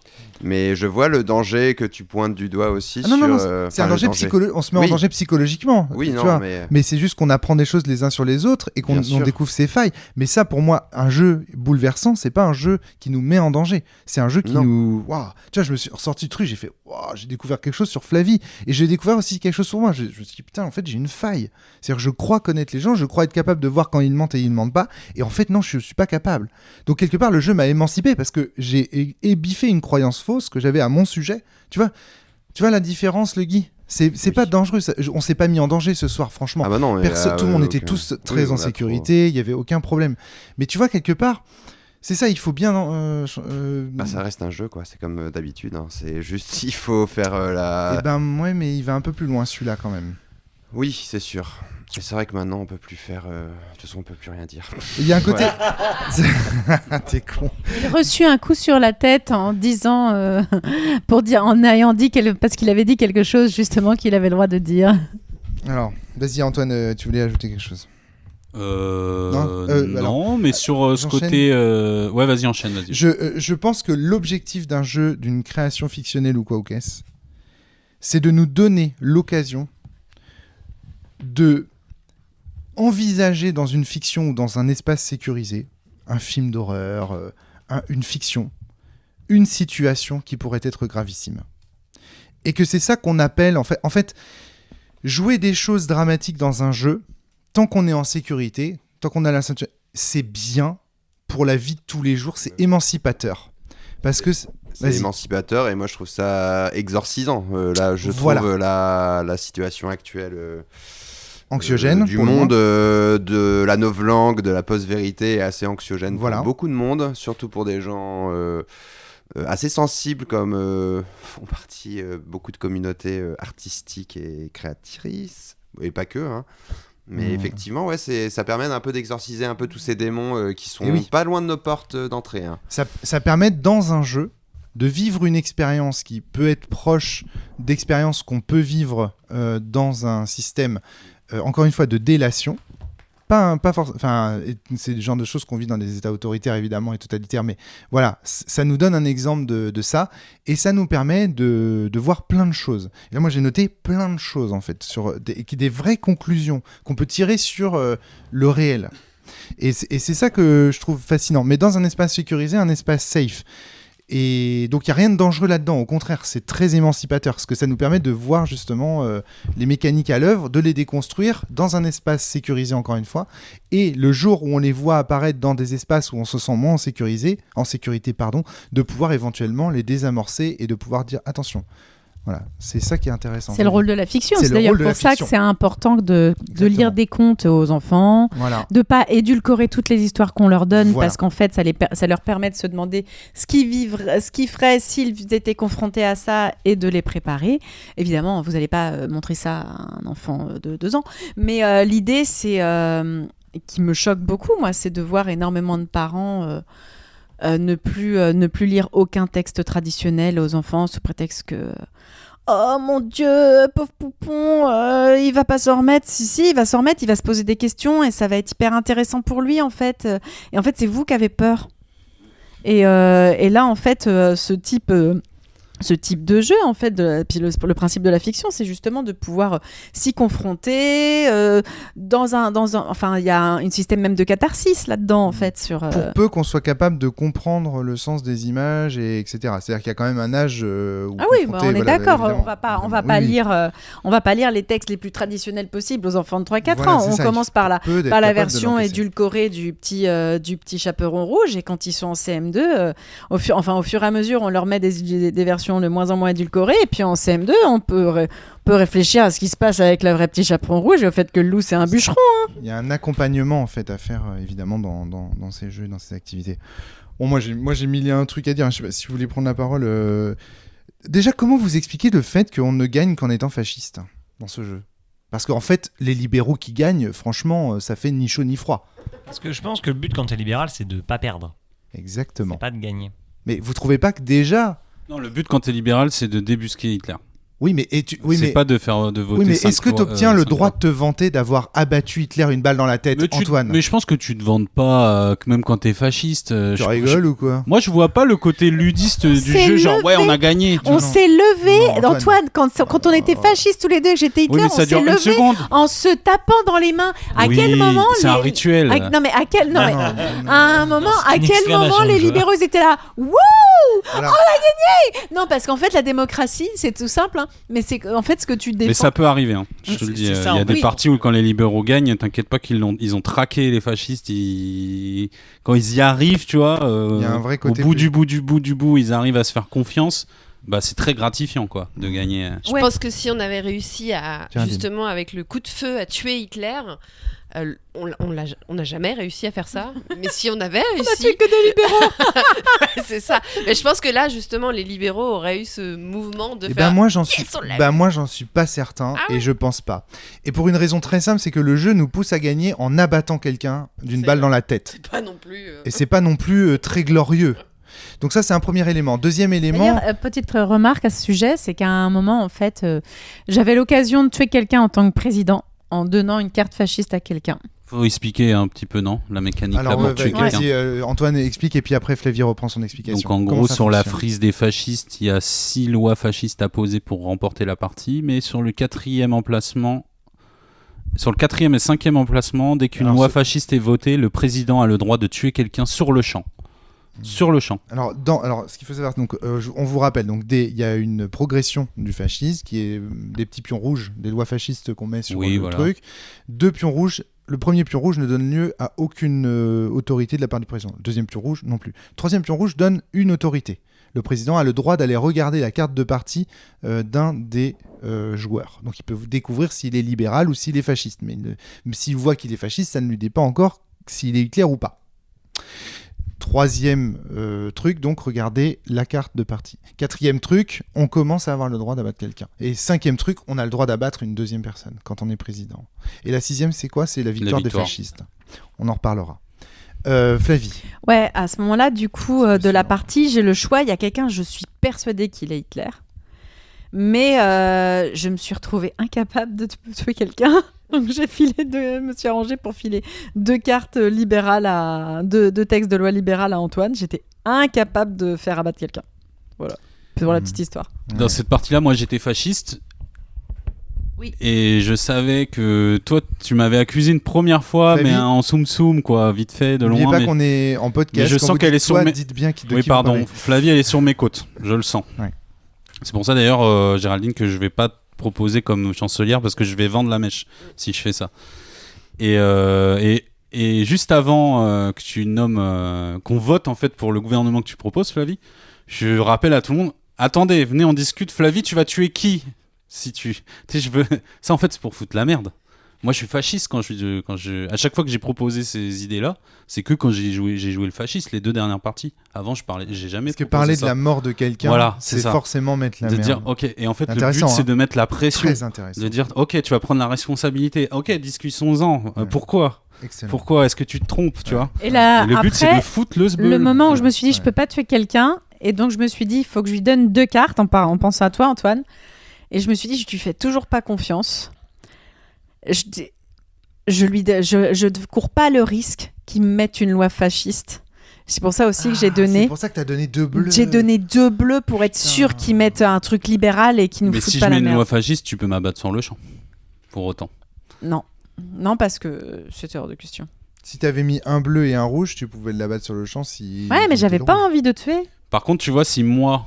Alors, c'est pas très podcastique, mais si tu me donnes un bleu et un rouge, Flavie, parce que tu as un doute sur moi, et que je mets un rouge... Ça veut tout de suite dire quelque chose, ça veut dire que je suis pas Hitler. Ouais. Parce que je sais que tu peux m'abattre et jamais Hitler il ferait ce move-là. Donc tu pourrais ne pas m'abattre et prendre ta deuxième intuition pour essayer de tuer Hitler à ce moment-là. Ouais, mais ma deuxième intuition, c'était que c'était le Guy. Donc c'était fichu. Alors voilà. Mais c'est vrai que quand on arrive à ce moment-là de cette deuxième phase de jeu où effectivement là, la tension monte vraiment d'un cran. Parce que tout le monde commence à s'accuser et ça devient compliqué. Et quand t'es gentil et que tu fais des cœurs pouces là, bref. Et que tu sais que tu es libéral, mais que tout le monde te regarde comme si t'étais la pire des ordures fascistes, tu dis mince, mais à quel moment j'ai mal joué ? Et ça monte crescendo jusqu'au final, les méchants gagnent. Ouais, mais c'est parce que sur cette partie-là, t'as changé de comportement, mais d'un coup. Ah, t'as trouvé ? On a fait 4 parties. Ah, si, je trouve. On a fait 4 parties, t'étais plutôt calme, machin. Et là, cette partie-là, t'as pas tenu en place. C'est vrai que t'étais accroupi sur ton siège, puis tu redescendais, cœur à Flavie, tu regardais les machins. T'as pas tenu en place. Je suis d'accord. À un moment donné, je te regardais. Toutes les 15 secondes, tu bougeais, tu faisais des trucs, des machins avec tes doigts, tu mettais les pieds sur la chaise, tu te levais. À un moment donné, tu t'es levé, t'allais derrière ta chaise. Pourquoi faire ? Et tu t'es rassis. Et après, on se connaît pas beaucoup, c'est notre première fois qu'on se voit. Et je me suis dit, mais En fait, là, il est sous pression, le garçon. Alors, j'étais sous pression, j'étais surtout pris dans l'excitation du jeu parce que je commençais vraiment à rentrer dedans au bout de cette cinquième partie. Ouais. Et effectivement, je crois que j'ai un peu... Et je m'en suis rendu compte à la fin de la partie, je me suis dit, putain, j'ai fait beaucoup de mouvements en fait. Ouais, moi, ça m'a envoyé des signes en mode... Bah bien sûr, c'est sûr. Des red flags. Fly. Ouais, Antoine. Pardon. C'était du petit lait à te regarder en tant que fasciste. Géraldine, qu'est-ce que t'en as pensé toi du move de son comportement? C'était génial Parce que moi j'étais en face, toi t'étais à côté, faut dire. Ouais. Donc tu voyais pas tout. Bah si, je le voyais se mettre sur sa chaise et tout. Et du coup, je me suis. Non mais il envoyait que du love, les petits cœurs coréens là, imaginez. Non, c'est pas moi, je suis libéral, regardez, kawaii. Et comme justement, c'est ça, il était tellement calme sur les parties d'avant que là tu dis, bah c'est bon, il est fasciste, c'est sûr. Du coup, il sait pas comment faire, il est mal à l'aise. C'est ça qui est très drôle, c'est qu'en fait, on l'a dit un peu tout à l'heure, mais tu réfléchis constamment à ton comportement.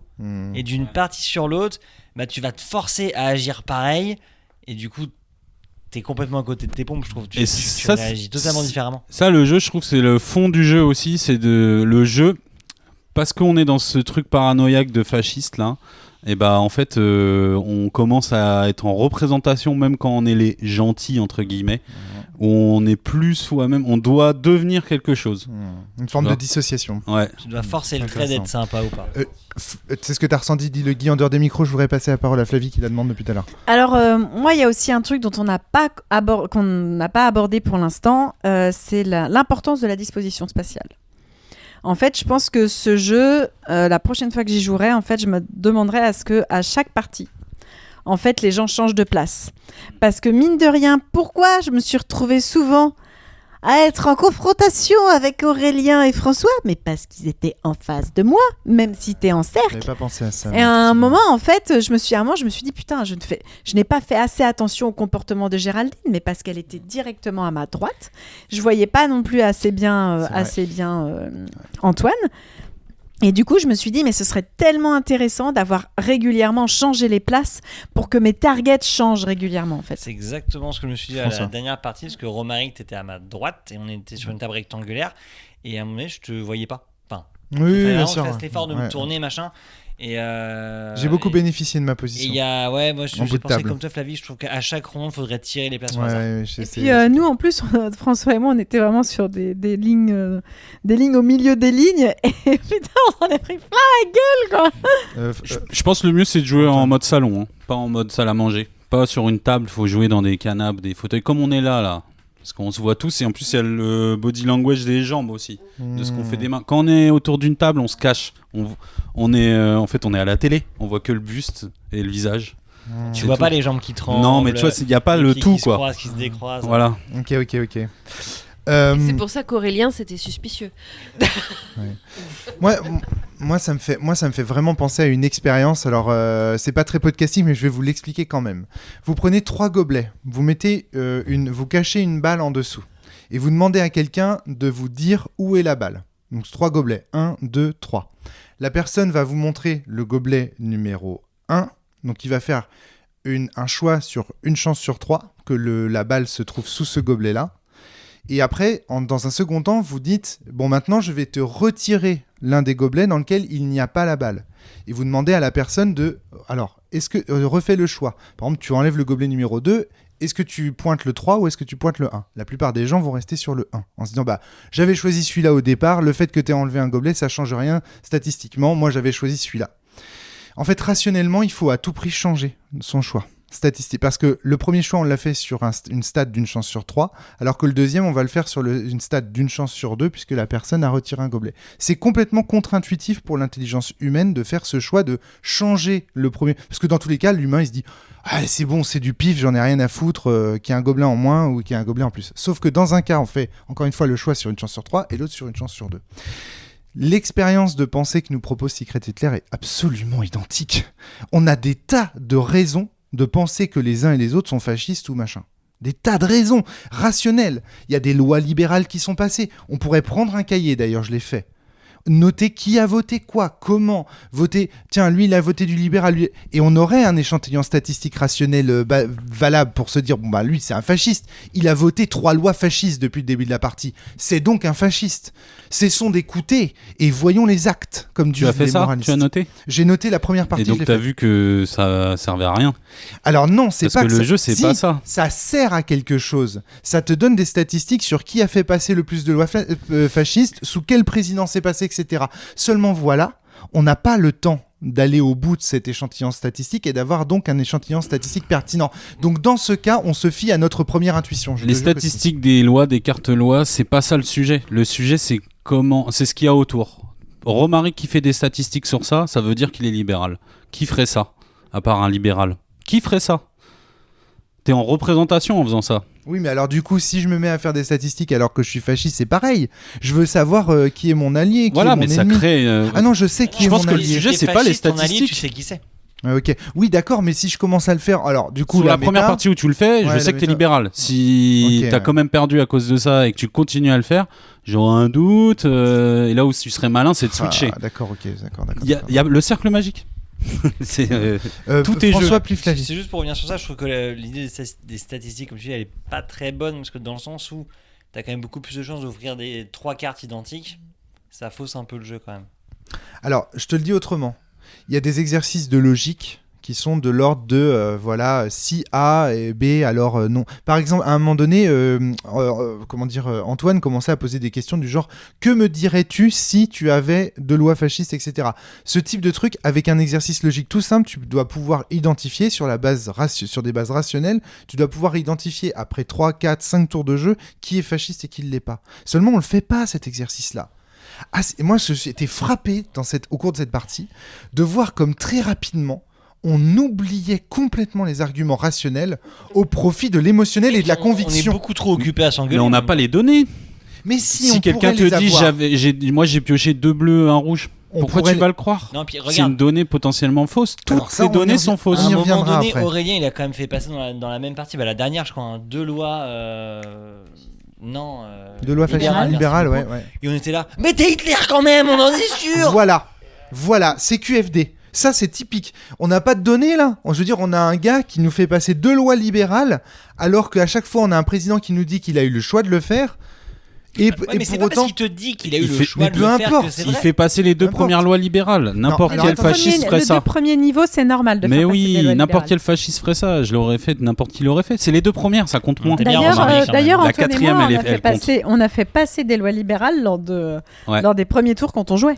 Moi, je fais passer une loi libérale, la 4e.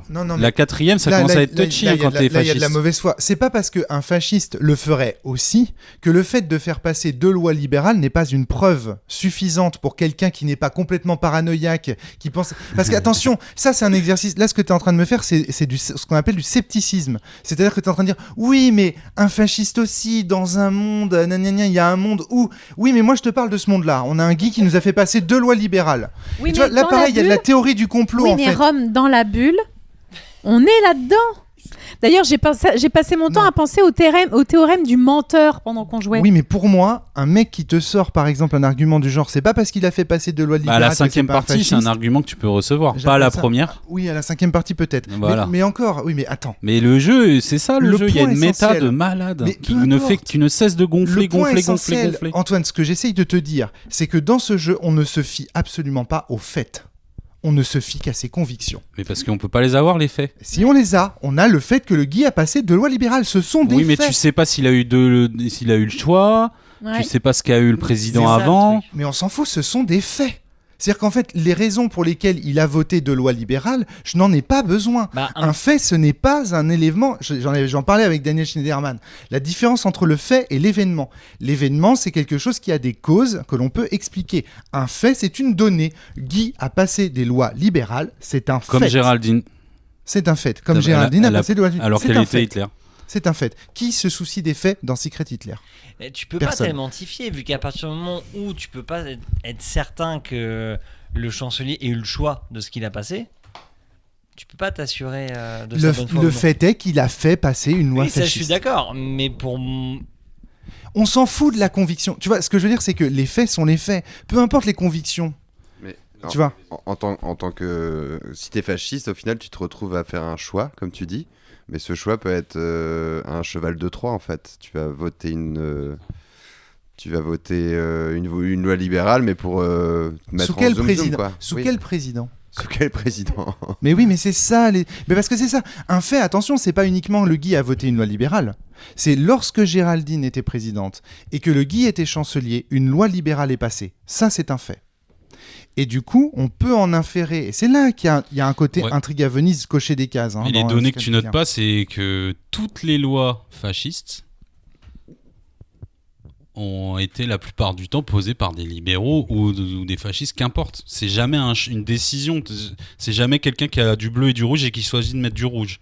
C'est souvent qu'il n'a pas le choix ou alors qu'il décide de mettre du... Non, c'est toujours... Absolument, mais ça, c'est pas un argument. Moi, ce que je te dis, c'est qu'il y a un fait. Par exemple, si tu n'as pas le choix, d'accord, en tant que président, je pioche 3 trucs rouges. Je te donne 2 trucs rouges. Tu votes. Moi, président, toi, chancelier, tu as voté une loi fasciste. C'est un fait, Antoine.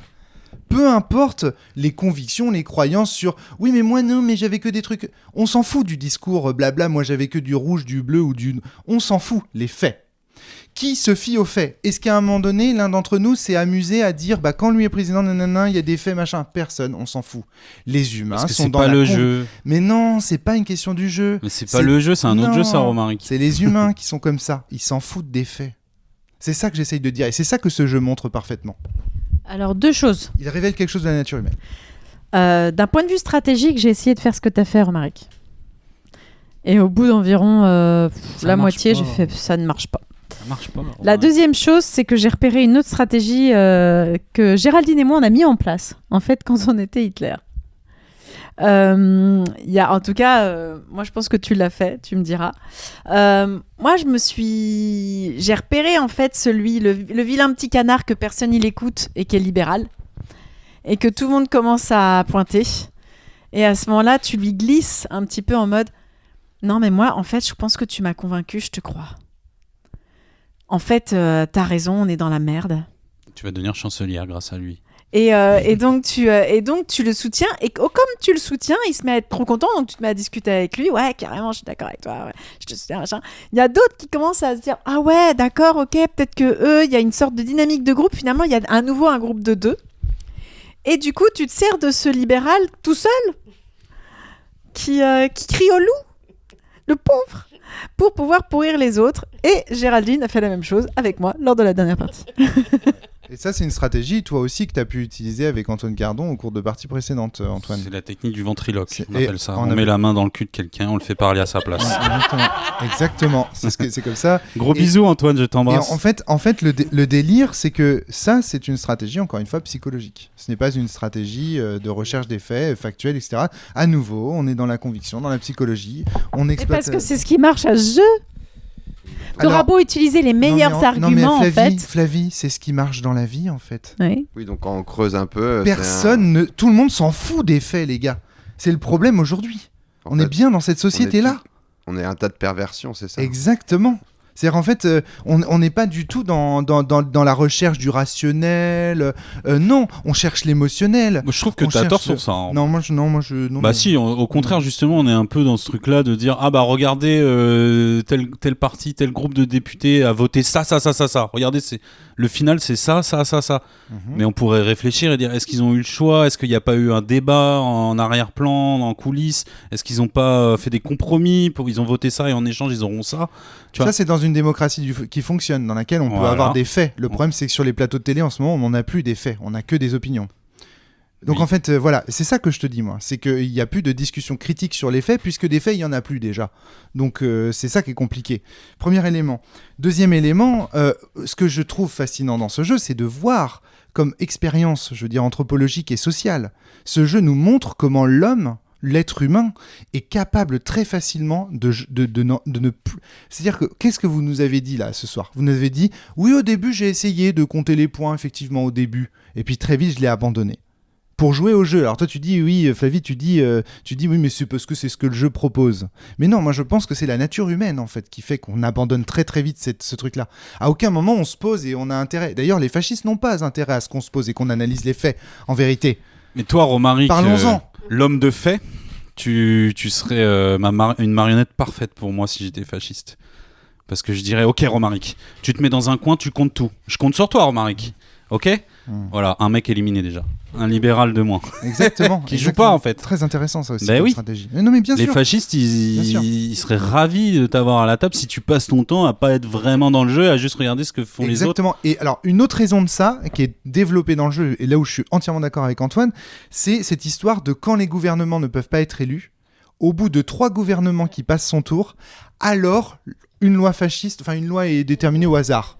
On pique, on retourne la carte du dessus du deck, et bon, il y a 14 lois fascistes et 6 lois libérales. Non, j'ai dit la merde. 11 lois fascistes et 6 lois libérales. Oui, c'est ça. En tout cas, il y a une majorité de lois fascistes. Ce qui veut dire que dans le lexique du jeu, dans la règle du jeu et la dynamique du jeu, l'indétermination d'un gouvernement et de gouvernements successifs mène plus fortement à l'adoption de lois fascistes et autoritaires que l'adoption d'un gouvernement élu, choisi par les gens.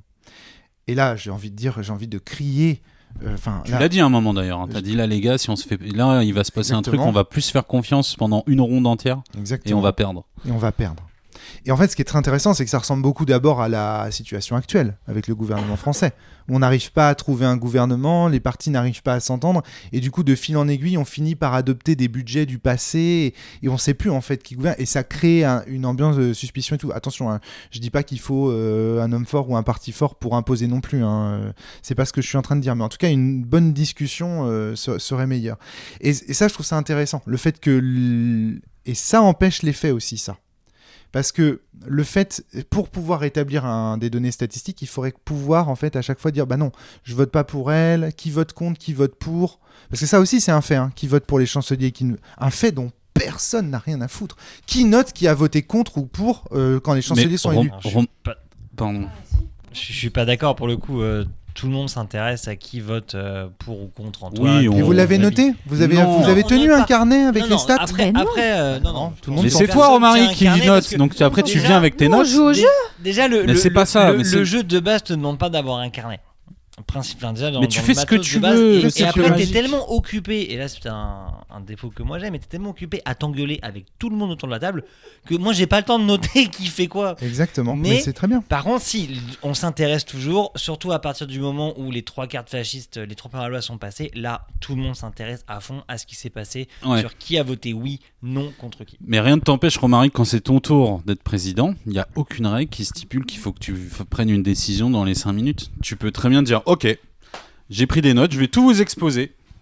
Je l'ai fait à plusieurs reprises. Non mais genre... à plusieurs reprises, j'ai dit voilà... Je vais prendre tout mon temps et écoutez-moi, écoutez-moi. Et peut-être que tu vas renverser la situation. Je l'ai fait, hein. Je l'ai fait à plusieurs reprises. À plusieurs reprises, j'ai dit si elle vote ça, alors machin, là, regardez, observez bien le vote de ceci, de cela. À plusieurs reprises, je vous ai dit.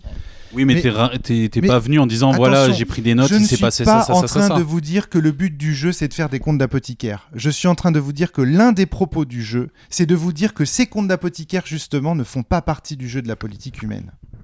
Et que c'est intéressant parce que le fait d'avoir un peu la flemme et tout ça, ça provoque justement... sinon, Jospin, il serait passé à l'époque. Par exemple. Il avait un super... il avait un bon bilan.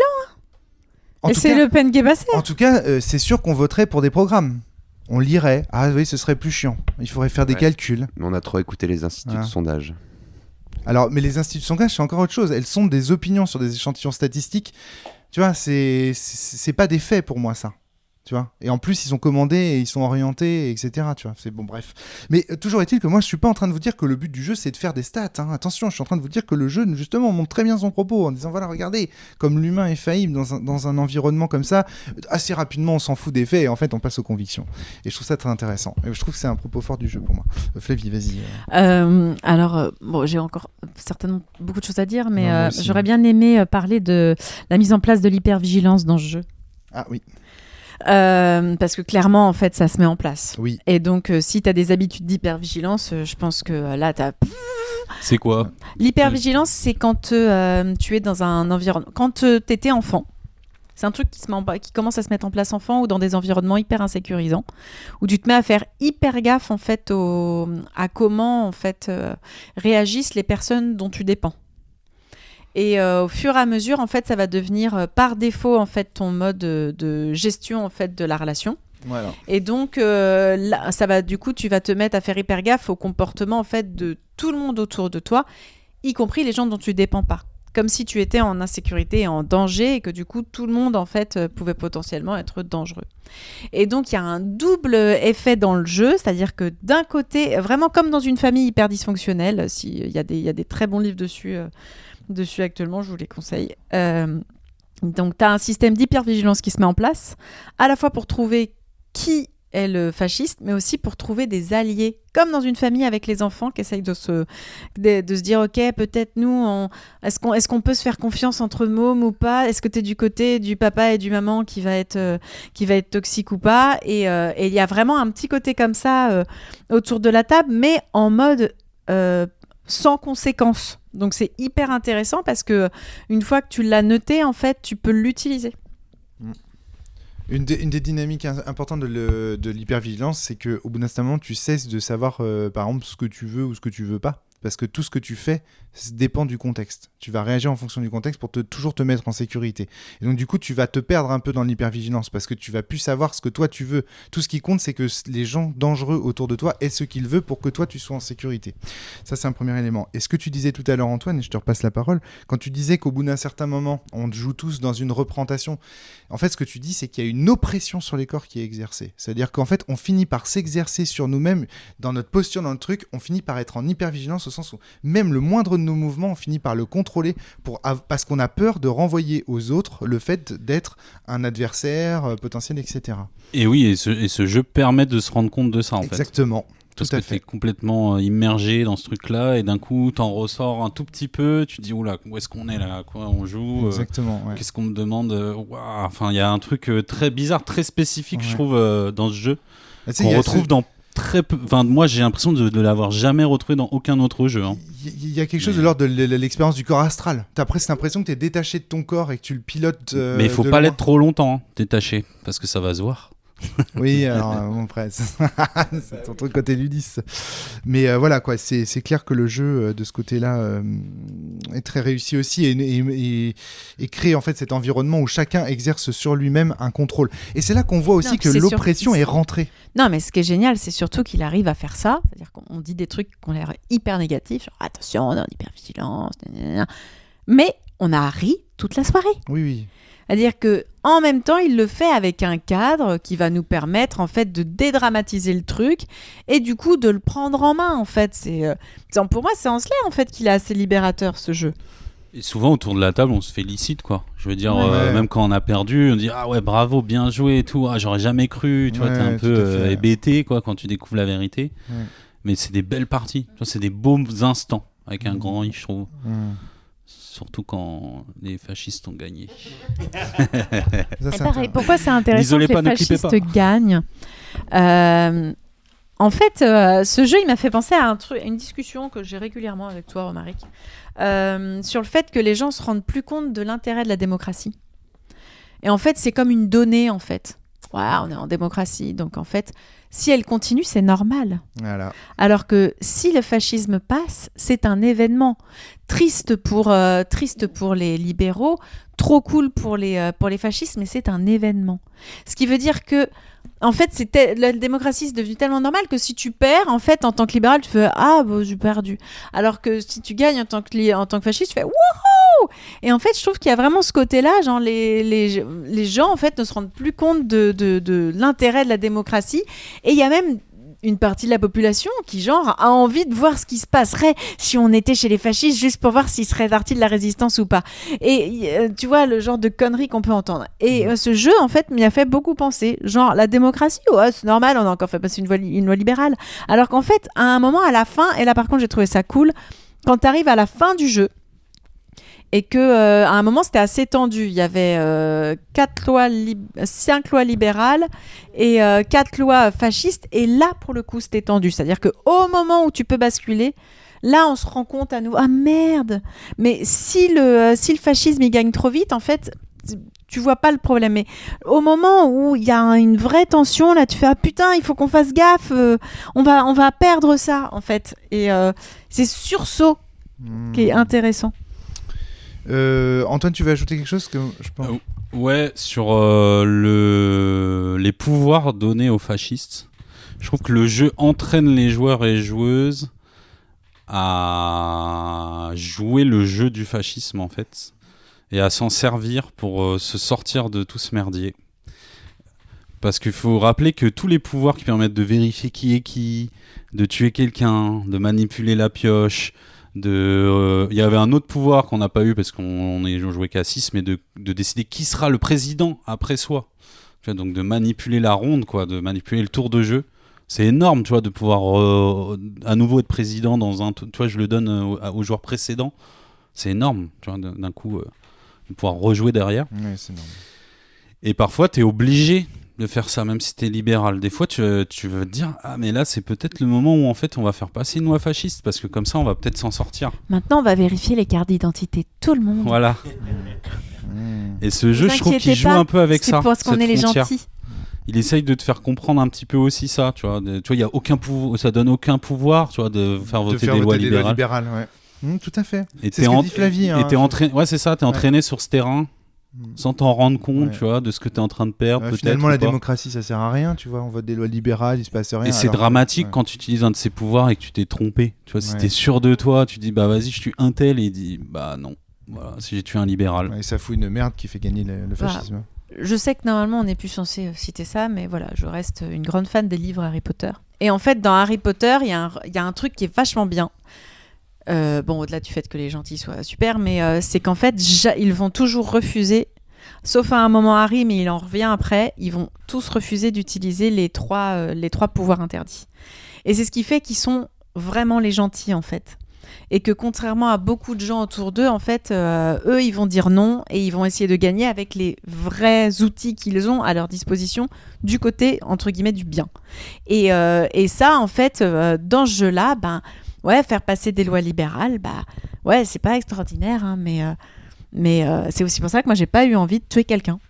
Ah oui, Mais quand les fascistes sont très forts, quand t'as des joueurs et joueuses qui savent très très bien jouer au jeu et que t'as quelque chose qui est en train de se verrouiller, là, tu vois, t'imaginer une partie à 10 où il y a 3 fascistes et tout, ils mènent la partie d'une main de maître, quoi.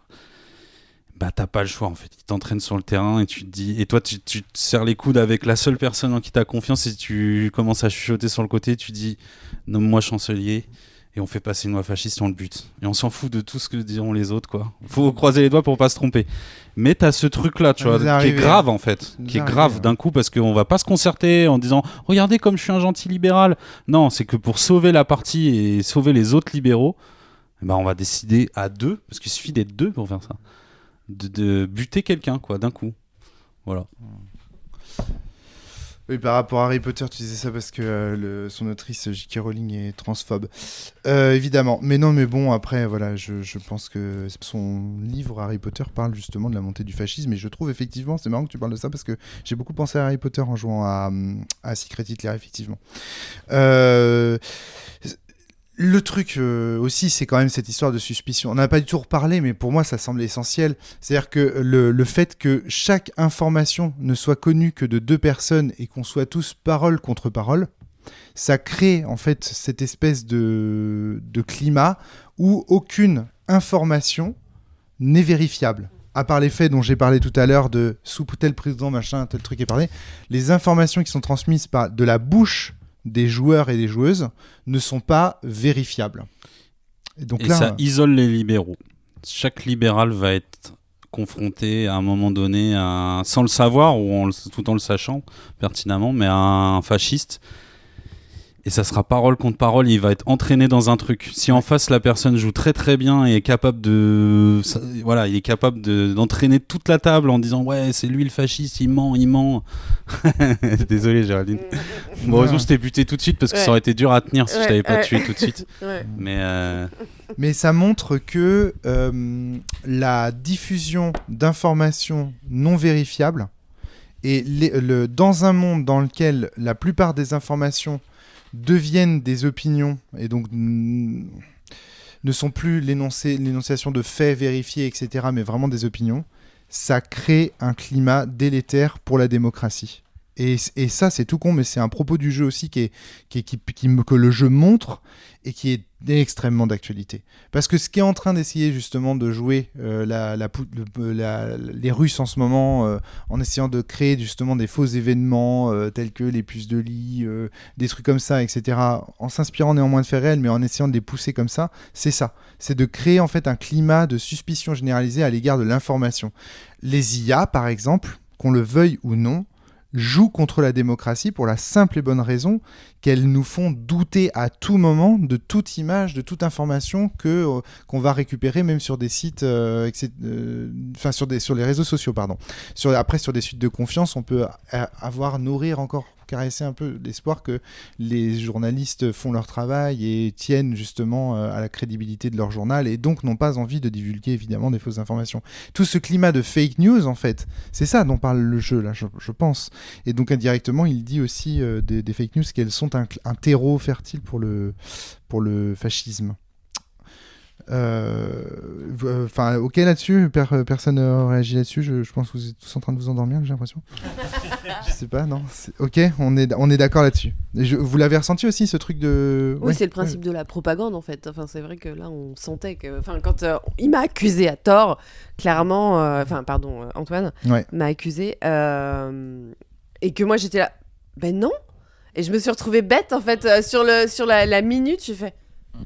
Mais non, il m'a donné 2 rouges. Personne ne me croyait. Je sais pas comment te défendre et ça joue contre toi. En fait. Ce moment d'hésitation où t'es en mode menteur. T'as l'impression d'être Bambi et tout le monde t'en veut. Le Guy, il a vécu ça. La dernière partie où tout le monde le regarde en lui disant t'es coupable. Ouais, voilà, c'est ça. Et t'es là. Ah, moi je m'en veux pas parce que j'ai effectivement beaucoup trop bougé mon petit body là sur ma chaise. Je me vois encore. T'as charque pendant une demi-heure avec Flavie et. C'était pour rien. Tu peux pas t'accuser d'avoir bougé ton body. Justement, tu vois. Ça veut dire que là, tu commences à rentrer dans le truc dont parlait Antoine tout à l'heure. C'est-à-dire que prochaine partie, tu vas contrôler ta réaction sur ton propre corps. Tu vas exercer une oppression sur ta propre volonté et ton propre corps pour éviter de passer ça m'a rappelé à quel point j'étais mauvais au poker, tu vois. Oui, mais tant mieux, en fait. Bah oui, tant mieux. En fait, on te demande pas d'être un bon menteur, Aurélien. On te demande d'être Aurélien. Tu vois. Et justement, ce jeu, non, mais c'est ça, en fait. Le jeu, il nous pousse à aller dans des endroits où justement on veut pas aller pour réaliser qu'en fait, mais en fait non, c'est pas ça la vie.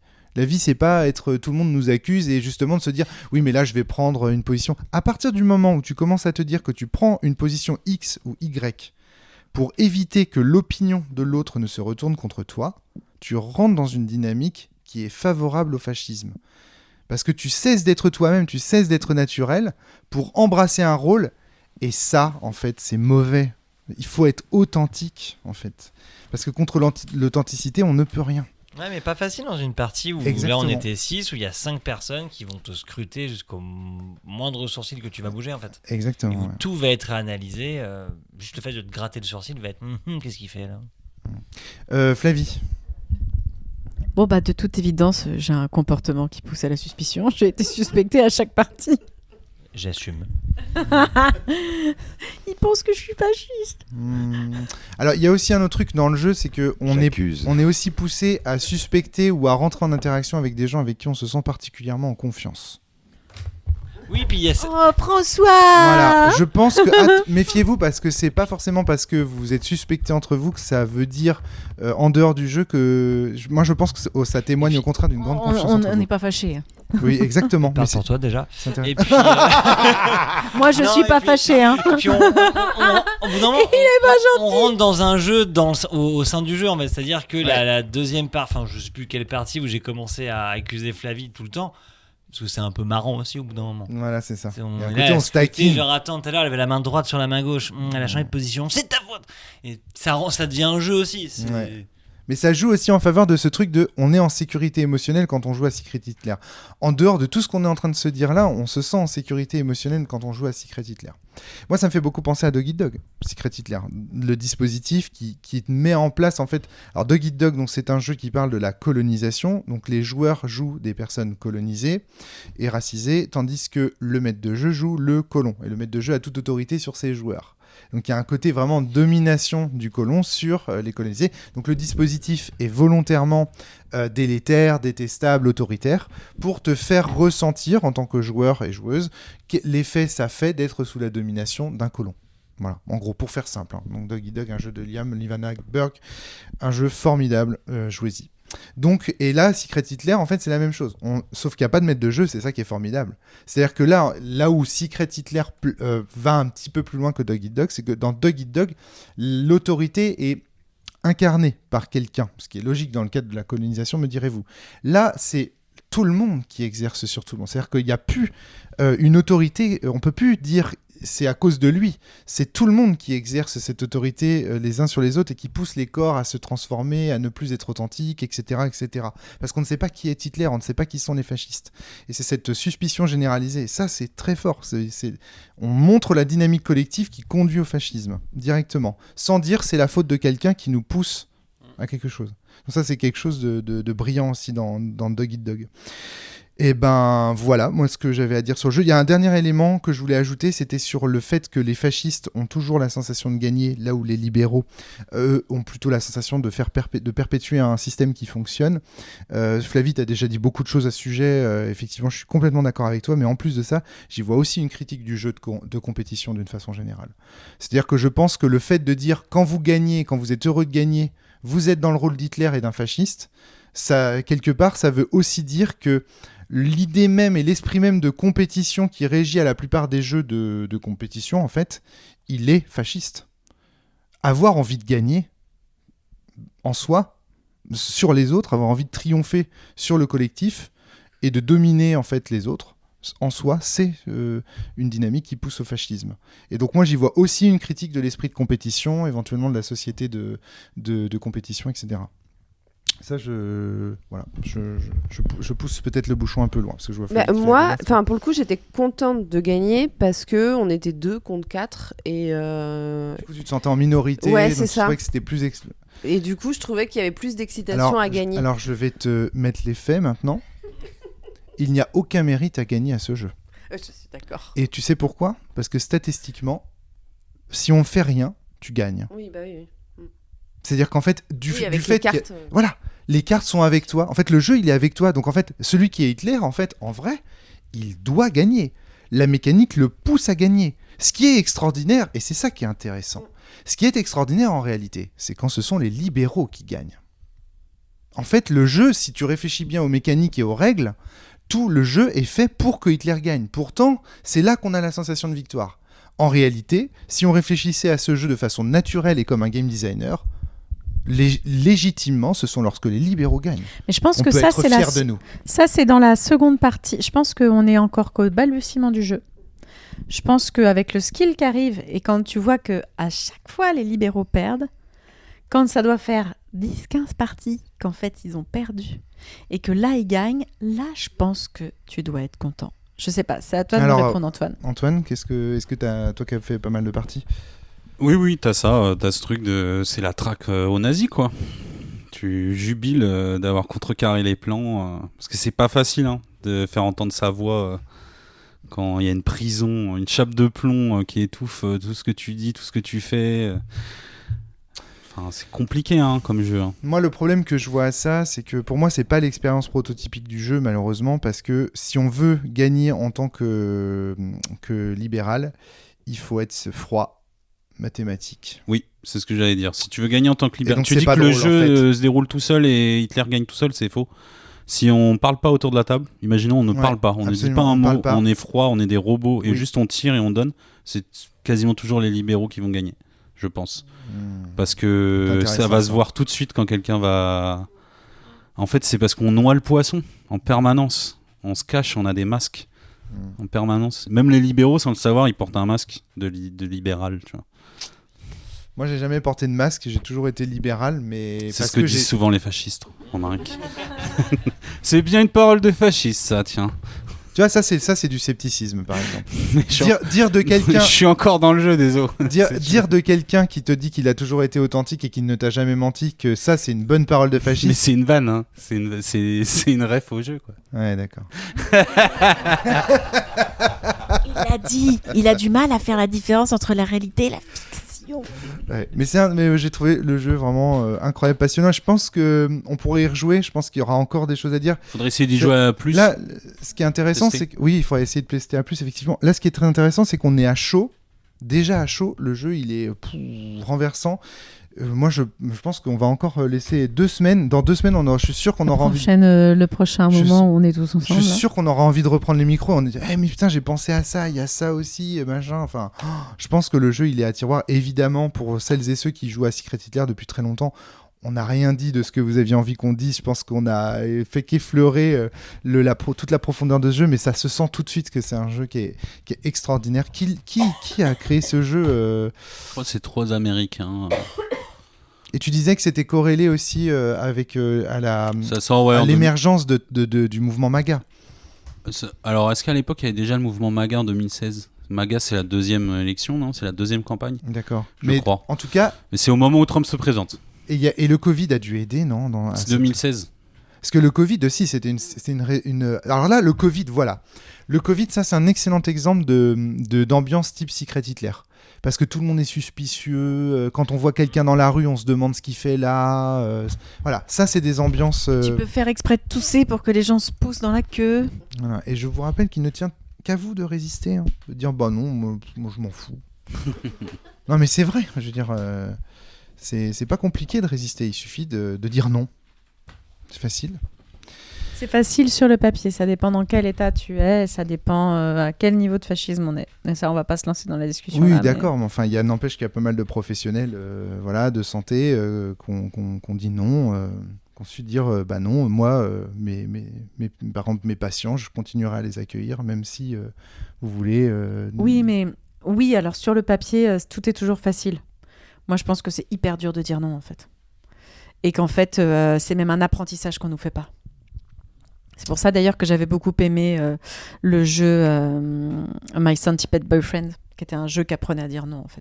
Très bien. Parce que justement, en disant il apprendre. suffit de dire non, j'ai l'air de dire que c'est facile, mais effectivement, t'as raison. Je suis d'accord avec toi. Je retire ce que j'ai dit. Il faudrait, dans un monde idéal, se donner les moyens de pouvoir dire non et apprendre à dire non et effectivement et faire. Et par exemple, je pense que pour le coup, jouer à Secret Hitler. C'est une... il y a des jeux comme ça, un peu formateurs, qui peuvent nous apprendre justement à dire non. Comme tu disais, My Centipede Boyfriend, excellent exemple. Ça peut ça permet de s'entraîner à être à l'aise dans ce genre de situation. Enfin, en tout cas, être moins perturbé. Ouais. Mais t'as raison. Enfin, en tout cas, merci Flavie d'avoir reprécisé, parce que c'est vrai, résister, c'est pas facile, effectivement, et ça s'apprend, et c'est une longue route, effectivement. En tout cas, maintenant qu'on est un peu plus à froid, voilà, qu'on a fait les étirements après le sport, là... Est-ce que vous vous sentez... Moi, je le sens là, mais c'est un jeu quand même qui amène des moments particuliers. Il y a quelque chose qui s'est passé. Tu vois, on n'a pas joué... C'est pas comme tous les autres jeux. Il y a quelque chose qui s'est créé.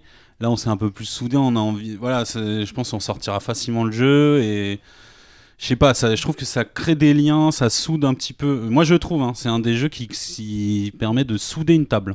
Des gens autour de la table. Vraiment, c'est un vrai jeu de société. Tu dirais que ça brise la glace. Je l'avais dit hors micro, mais c'est pas un jeu pour passer le temps.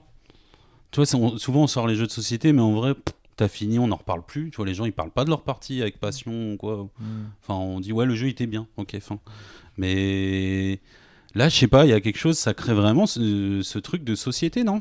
J'ai l'impression, moi. Non, moi je suis totalement d'accord avec toi. Il y a un truc, je vois les racines qui se tissent un petit peu, et après on sortira d'autres jeux et on ira encore plus loin. Et puis voilà, mais ça fait partie de ces jeux qui permettent de fonder quelque chose, je trouve. Alors moi, je pense que chaque jeu, y compris le Monopoly, en fait. Alors là, il va te parler d'inclusion. C'est le moment où il va te dire ce que je t'avais dit la dernière fois. Mais je peux pas tout le temps causer d'inclusion. Non, mais je pense que tous les jeux, en fait... permettent de créer quelque chose dans les relations. C'est juste que là, le jeu, en fait, en te poussant à l'hypervigilance avec les gens avec qui tu es autour de la table, en fait, il accélère en fait une connaissance des gens autour de toi dans ce cadre-là. Et tu regardes les gens. Mais en fait, tu le fais dans tous les jeux, c'est juste que tu le fais pas de la même façon. Je veux dire, moi qui joue beaucoup aux jeux de société avec plein de gens, c'est des trucs qui en gros, moi je pense que le jeu de société et le jeu de rôle, en fait, il permet vraiment de tisser des liens entre les gens parce qu'en fait, tu ne fais pas rien. Tu fais quelque chose ensemble, tu apprends une règle ensemble, tu l'appliques, tu crées une mini-société à ce moment-là, quel que soit le jeu. C'est juste que là, on crée une société dysfonctionnelle dans laquelle, malgré tout, en fait, notre intégrité ne sera pas attaquée. Donc, en fait, il y a un sentiment de confiance qui naît parce que le jeu le met en place, en fait. Et ça, c'est un truc là que je m'explique pas dans le jeu, qui a certainement attrait avec le contrat social, mais on est toujours en confiance. Donc, on va vivre de la merde tout en étant en confiance et en riant ensemble. Et c'est pour ça que le jeu, il va créer quelque chose de fort entre nous. Le jeu, tu parles de ce jeu. De ce jeu, ouais. Oui, de Secret Hitler. Il va créer quelque chose de fort. Mais en fait, c'est parce qu'il le fait en accéléré. Mais tout type de jeu de société, oui, je rectifie mon propos. Je dis pas que les autres jeux ne le font pas, mais celui-là le fait au carré, on va dire. Un peu plus vite, ouais, plus fort. Voilà, c'est ça. Et globalement, tout ce qui est système de jeu, en fait, où tu vas être confronté à une histoire, je trouve que c'est très similaire au jeu de rôle. Le jeu de rôle, en fait, crée ça, te permet de vivre des aventures rocambolesques, hyper dangereuses, en étant toujours en sentiment de confiance, en fait. C'est aussi pour ça que je suis restée souvent très très proche avec les gens avec qui j'ai fait des tables, en fait. Géraldine, tu voulais ajouter quelque chose ? Je voulais juste rajouter quelque chose, c'est que le moment où, justement, on se connaît pas, là on se connaît à peu près, mais là moins. C'est très podcastique. Disons que à gauche, les gens à gauche, tu les connais pas trop, mais à droite, tu les connais bien. Voilà, on va dire ça comme ça. Comme par hasard. Comme par hasard, c'est les gens de droite qu'elle connaît bien. Hein, mais ce moment où, moi j'ai été beaucoup Hitler, donc du coup j'ai eu beaucoup ce moment où j'ouvrais les yeux et j'apercevais la personne qu'elle était avec moi. Et du coup, là on se dit, ok, donc on va jouer ensemble. Et voilà, on se connaît pas forcément très très bien, ou on sait pas comment l'autre va réagir, etc. Et du coup, c'est super intéressant parce qu'on apprend des choses sur l'autre et en même temps, on a toujours ce petit truc de attends, je vais faire ça, mais est-ce qu'il va me suivre ? Est-ce qu'il va penser comme moi ? Et là-dedans, je trouve que ça crée vraiment des liens parce qu'on ressort et on se dit on a appris des choses sur l'autre personne avec qui on a joué. Puis moi, j'ai vraiment joué en plus avec Antoine et Aurélien Antoine, on se connaît un petit peu maintenant, mais Aurélien pas du tout. Mais ça force à la connivence. Ouais, c'est ça. Ouais, je trouve. Et ça, c'était vraiment intéressant. Alors, je suis d'accord, si on compare au jeu de rôle, honnêtement, Secret Hitler, il fait ni plus ni moins ce qui peut se passer dans une partie de jeu de rôle. Je trouve cette complexité. Tu parlais de confiance. Voilà, il y a plein de lâcher prise aussi. Hein. Le lâcher prise dans Secret Hitler est important. Exactement, faire preuve de créativité, co-construire ensemble en se sentant en sécurité par les sourires, l'approbation. Dans Secret Hitler, on est vraiment, pour moi, c'est ça qui est marrant, c'est qu'on est presque dans une partie de jeu de rôle parce qu'il y a un vrai maelstrom. Et oui. Et il y a un contenu fictionnel qui est créé. À travers ces lois qui sont passées, ces chanceliers qui sont élus et tout ça, il y a du contenu fictionnel en fait. L'histoire avance. Il y a une histoire qui avance. Et on pourra en établir des faits. Et tout comme dans les jeux de rôle, quand des gens autour de la table vont raconter leur partie de Secret Hitler, ce sera chiant pour tous ceux qui n'ont pas participé. Clair, exactement, je suis totalement d'accord. Donc il y a quelque chose de commun. Et en parlant de ça, du coup, tu pourrais nous citer une certaine des phrases que tu as écrites là, parce que je t'ai vu prendre des notes pendant. Oh bon Dieu. Attends. Ah, ça c'est un autre truc. Attends, je finis juste ce que je voulais dire et après je te repasse la parole, François. J'ai des choses à ajouter là-dessus. Donc pour finir ce que je disais tout à l'heure, c'est que toi ce que tu disais, c'est de le comparer à d'autres jeux de société, Antoine. C'est ça que tu disais. C'est pas en comparaison des jeux de plateau. Des jeux de plateau. Flavie, t'as répondu. Des jeux de plateau. Voilà, c'est ça. Et le Monopoly, vraiment, Flavie, vraiment. Ouais. Le Monopoly, je te le balance dans la gueule. Arrête la Monopoly, ça crée de la complicité entre les gens. C'est un jeu de robot. Entre les enfants, en fait. Là, t'es adulte, mais entre les enfants, grave.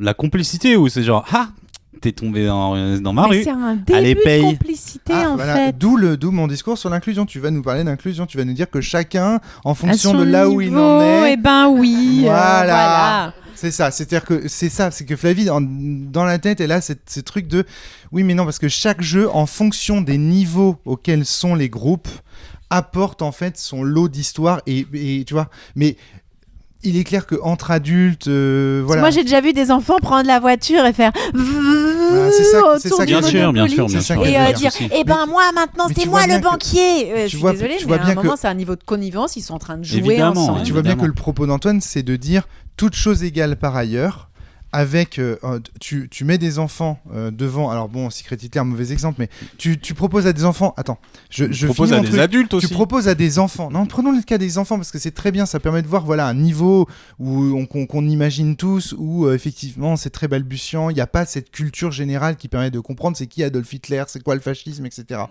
D'accord ? Donc tu prends des enfants. Tu préfères. Tu prends des enfants de 12 ans par exemple. Tu préfères les mettre devant le Monopoly ou devant une partie de jeu de rôle ? Non, mais de toute façon pas le Monopoly. Tu vois bien. Mais voilà. J'ai jamais dit qu'il fallait que le jeu de rôle était moins bien ou mieux que le Monopoly. J'ai cité le Monopoly pour dire que même le Monopoly, il y a en fait une construction de relations sociales dans tous les jeux. Dans tous les jeux, pour certains âges, à certains moments de la vie, plus ou moins fort. On a tous joué au Monopoly, on a tous ressenti ça. J'entends le discours d'Antoine comme étant toute chose égale par ailleurs.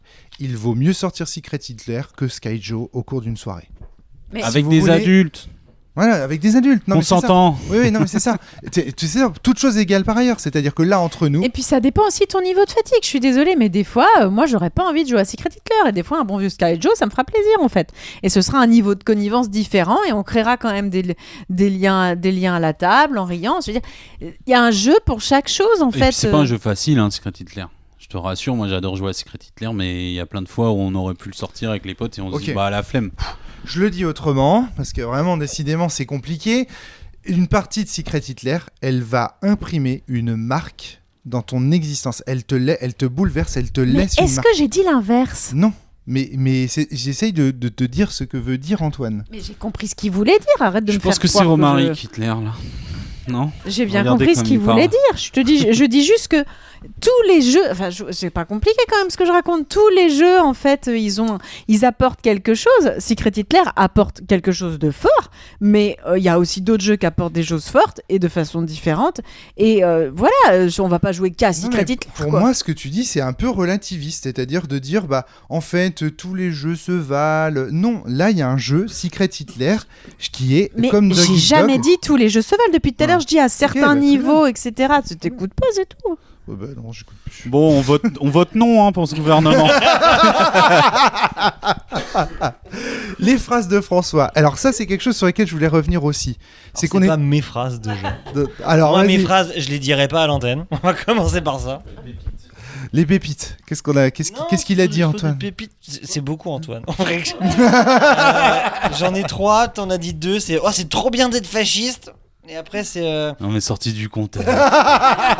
Non, mais sur le Quelle indignité. Quelle indignité. Je suis vachement plus calme depuis que je suis fasciste. C'est ma petite préférée, quand même. Ça, c'est génial, quand même. De bref, après, il y a. Je sais plus qui a dit à Aurélien. Mais t'as vraiment cru que t'étais Hitler, toi ? C'est vrai que hors contexte.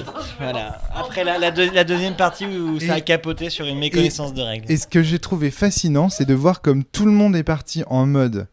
On va caricaturer, on avait des accents allemands, il y en a qui faisaient des blagues limite. Tout le monde était parti en mode ce jeu va nous faire dégénérer et tout, on va partir en live. Et vous avez vu comme ce jeu a calmé tout le monde. Ouais, moi, je trouve ça fascinant. T'es tellement occupé à essayer de débusquer un peu le rat crevé. Mais en fait, qui veut te buter, que tu rentres pas dans un jeu, enfin tu rentres pas dans un rôle, quoi. Tu vois, tu prends un jeu comme, enfin il y a des jeux qui te poussent à la caricature. Et en fait, quelque part, en te poussant à la caricature, ils te poussent à énoncer des choses que tu voudrais pas dire. Il y a des jeux que tu vois comme ça qui te salissent en te poussant un peu à la caricature parfois. Et ce jeu-là, justement, tu pourrais t'attendre à, parce que Secret Hitler et tout, ça a l'air à gros sabots, machin. Et en fait, non, ça va être tout l'inverse, en fait. Il va te pousser à, justement, tu vas te dire, mais mince, on parle de fascisme, mais sans pour autant tomber dans la caricature. Et ça, c'est hyper important pour moi. Parce qu'il n'y a rien de pire que de caricaturer son propos. C'est-à-dire que ce serait contre-productif, en fait. Et c'est pour ça que je suis d'accord avec vous, le Guy et Antoine, de dire mais j'aimerais bien savoir ce que ça fait de jouer avec des gens qui n'ont pas mes idées, mes opinions politiques. Est-ce que... Personnellement, moi, ça me ferait peur. Hein. Ouais, moi, je me sentirais pas forcément à l'aise. Je pense. Vraiment pas. Non, et puis, en général... Quand t'es concerné par ça, dans le sens où t'es du mauvais côté de la frontière, t'as pas de second degré sur ça. Et tu sais pas que tu l'es, surtout. Donc tu n'as pas conscience toi-même. Et du coup, tu vas pas jouer à ça. Bah si, sans doute. Alors, moi, je connais des gens qui le sont, vraiment, et qui le revendiquent. Et n'y joueront pas à ce jeu ? Moi, je pense qu'ils joueront avec l'image du nazi en tête et qu'ils se sentiront pas concernés, en fait. Oui, parce que c'est jamais toi le problème. Et d'ailleurs, quand tu leur parles, ils estiment qu'ils sont pas fascistes. J'aimerais tellement voir leur tête. Et bah voilà, c'est moi, je suis nazi, je te bute. Oh bah non, c'est pas gentil. Chais. Eh ouais.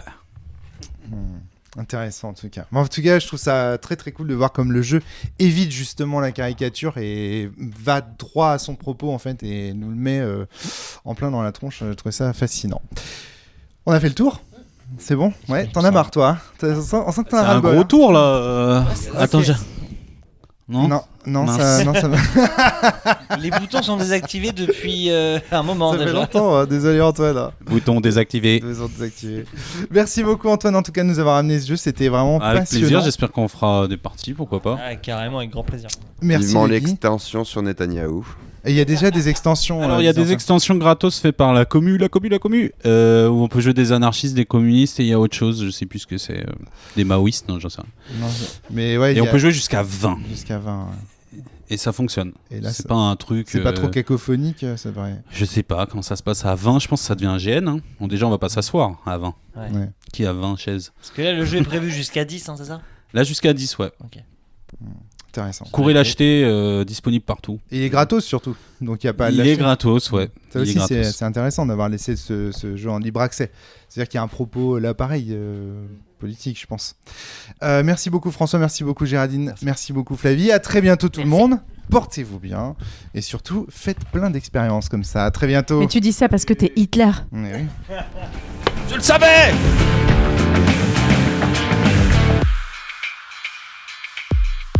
Voilà, c'était le podcast de la cellule. S'il vous a plu, n'hésitez pas à le partager sur les réseaux sociaux, à vous abonner. À très bientôt.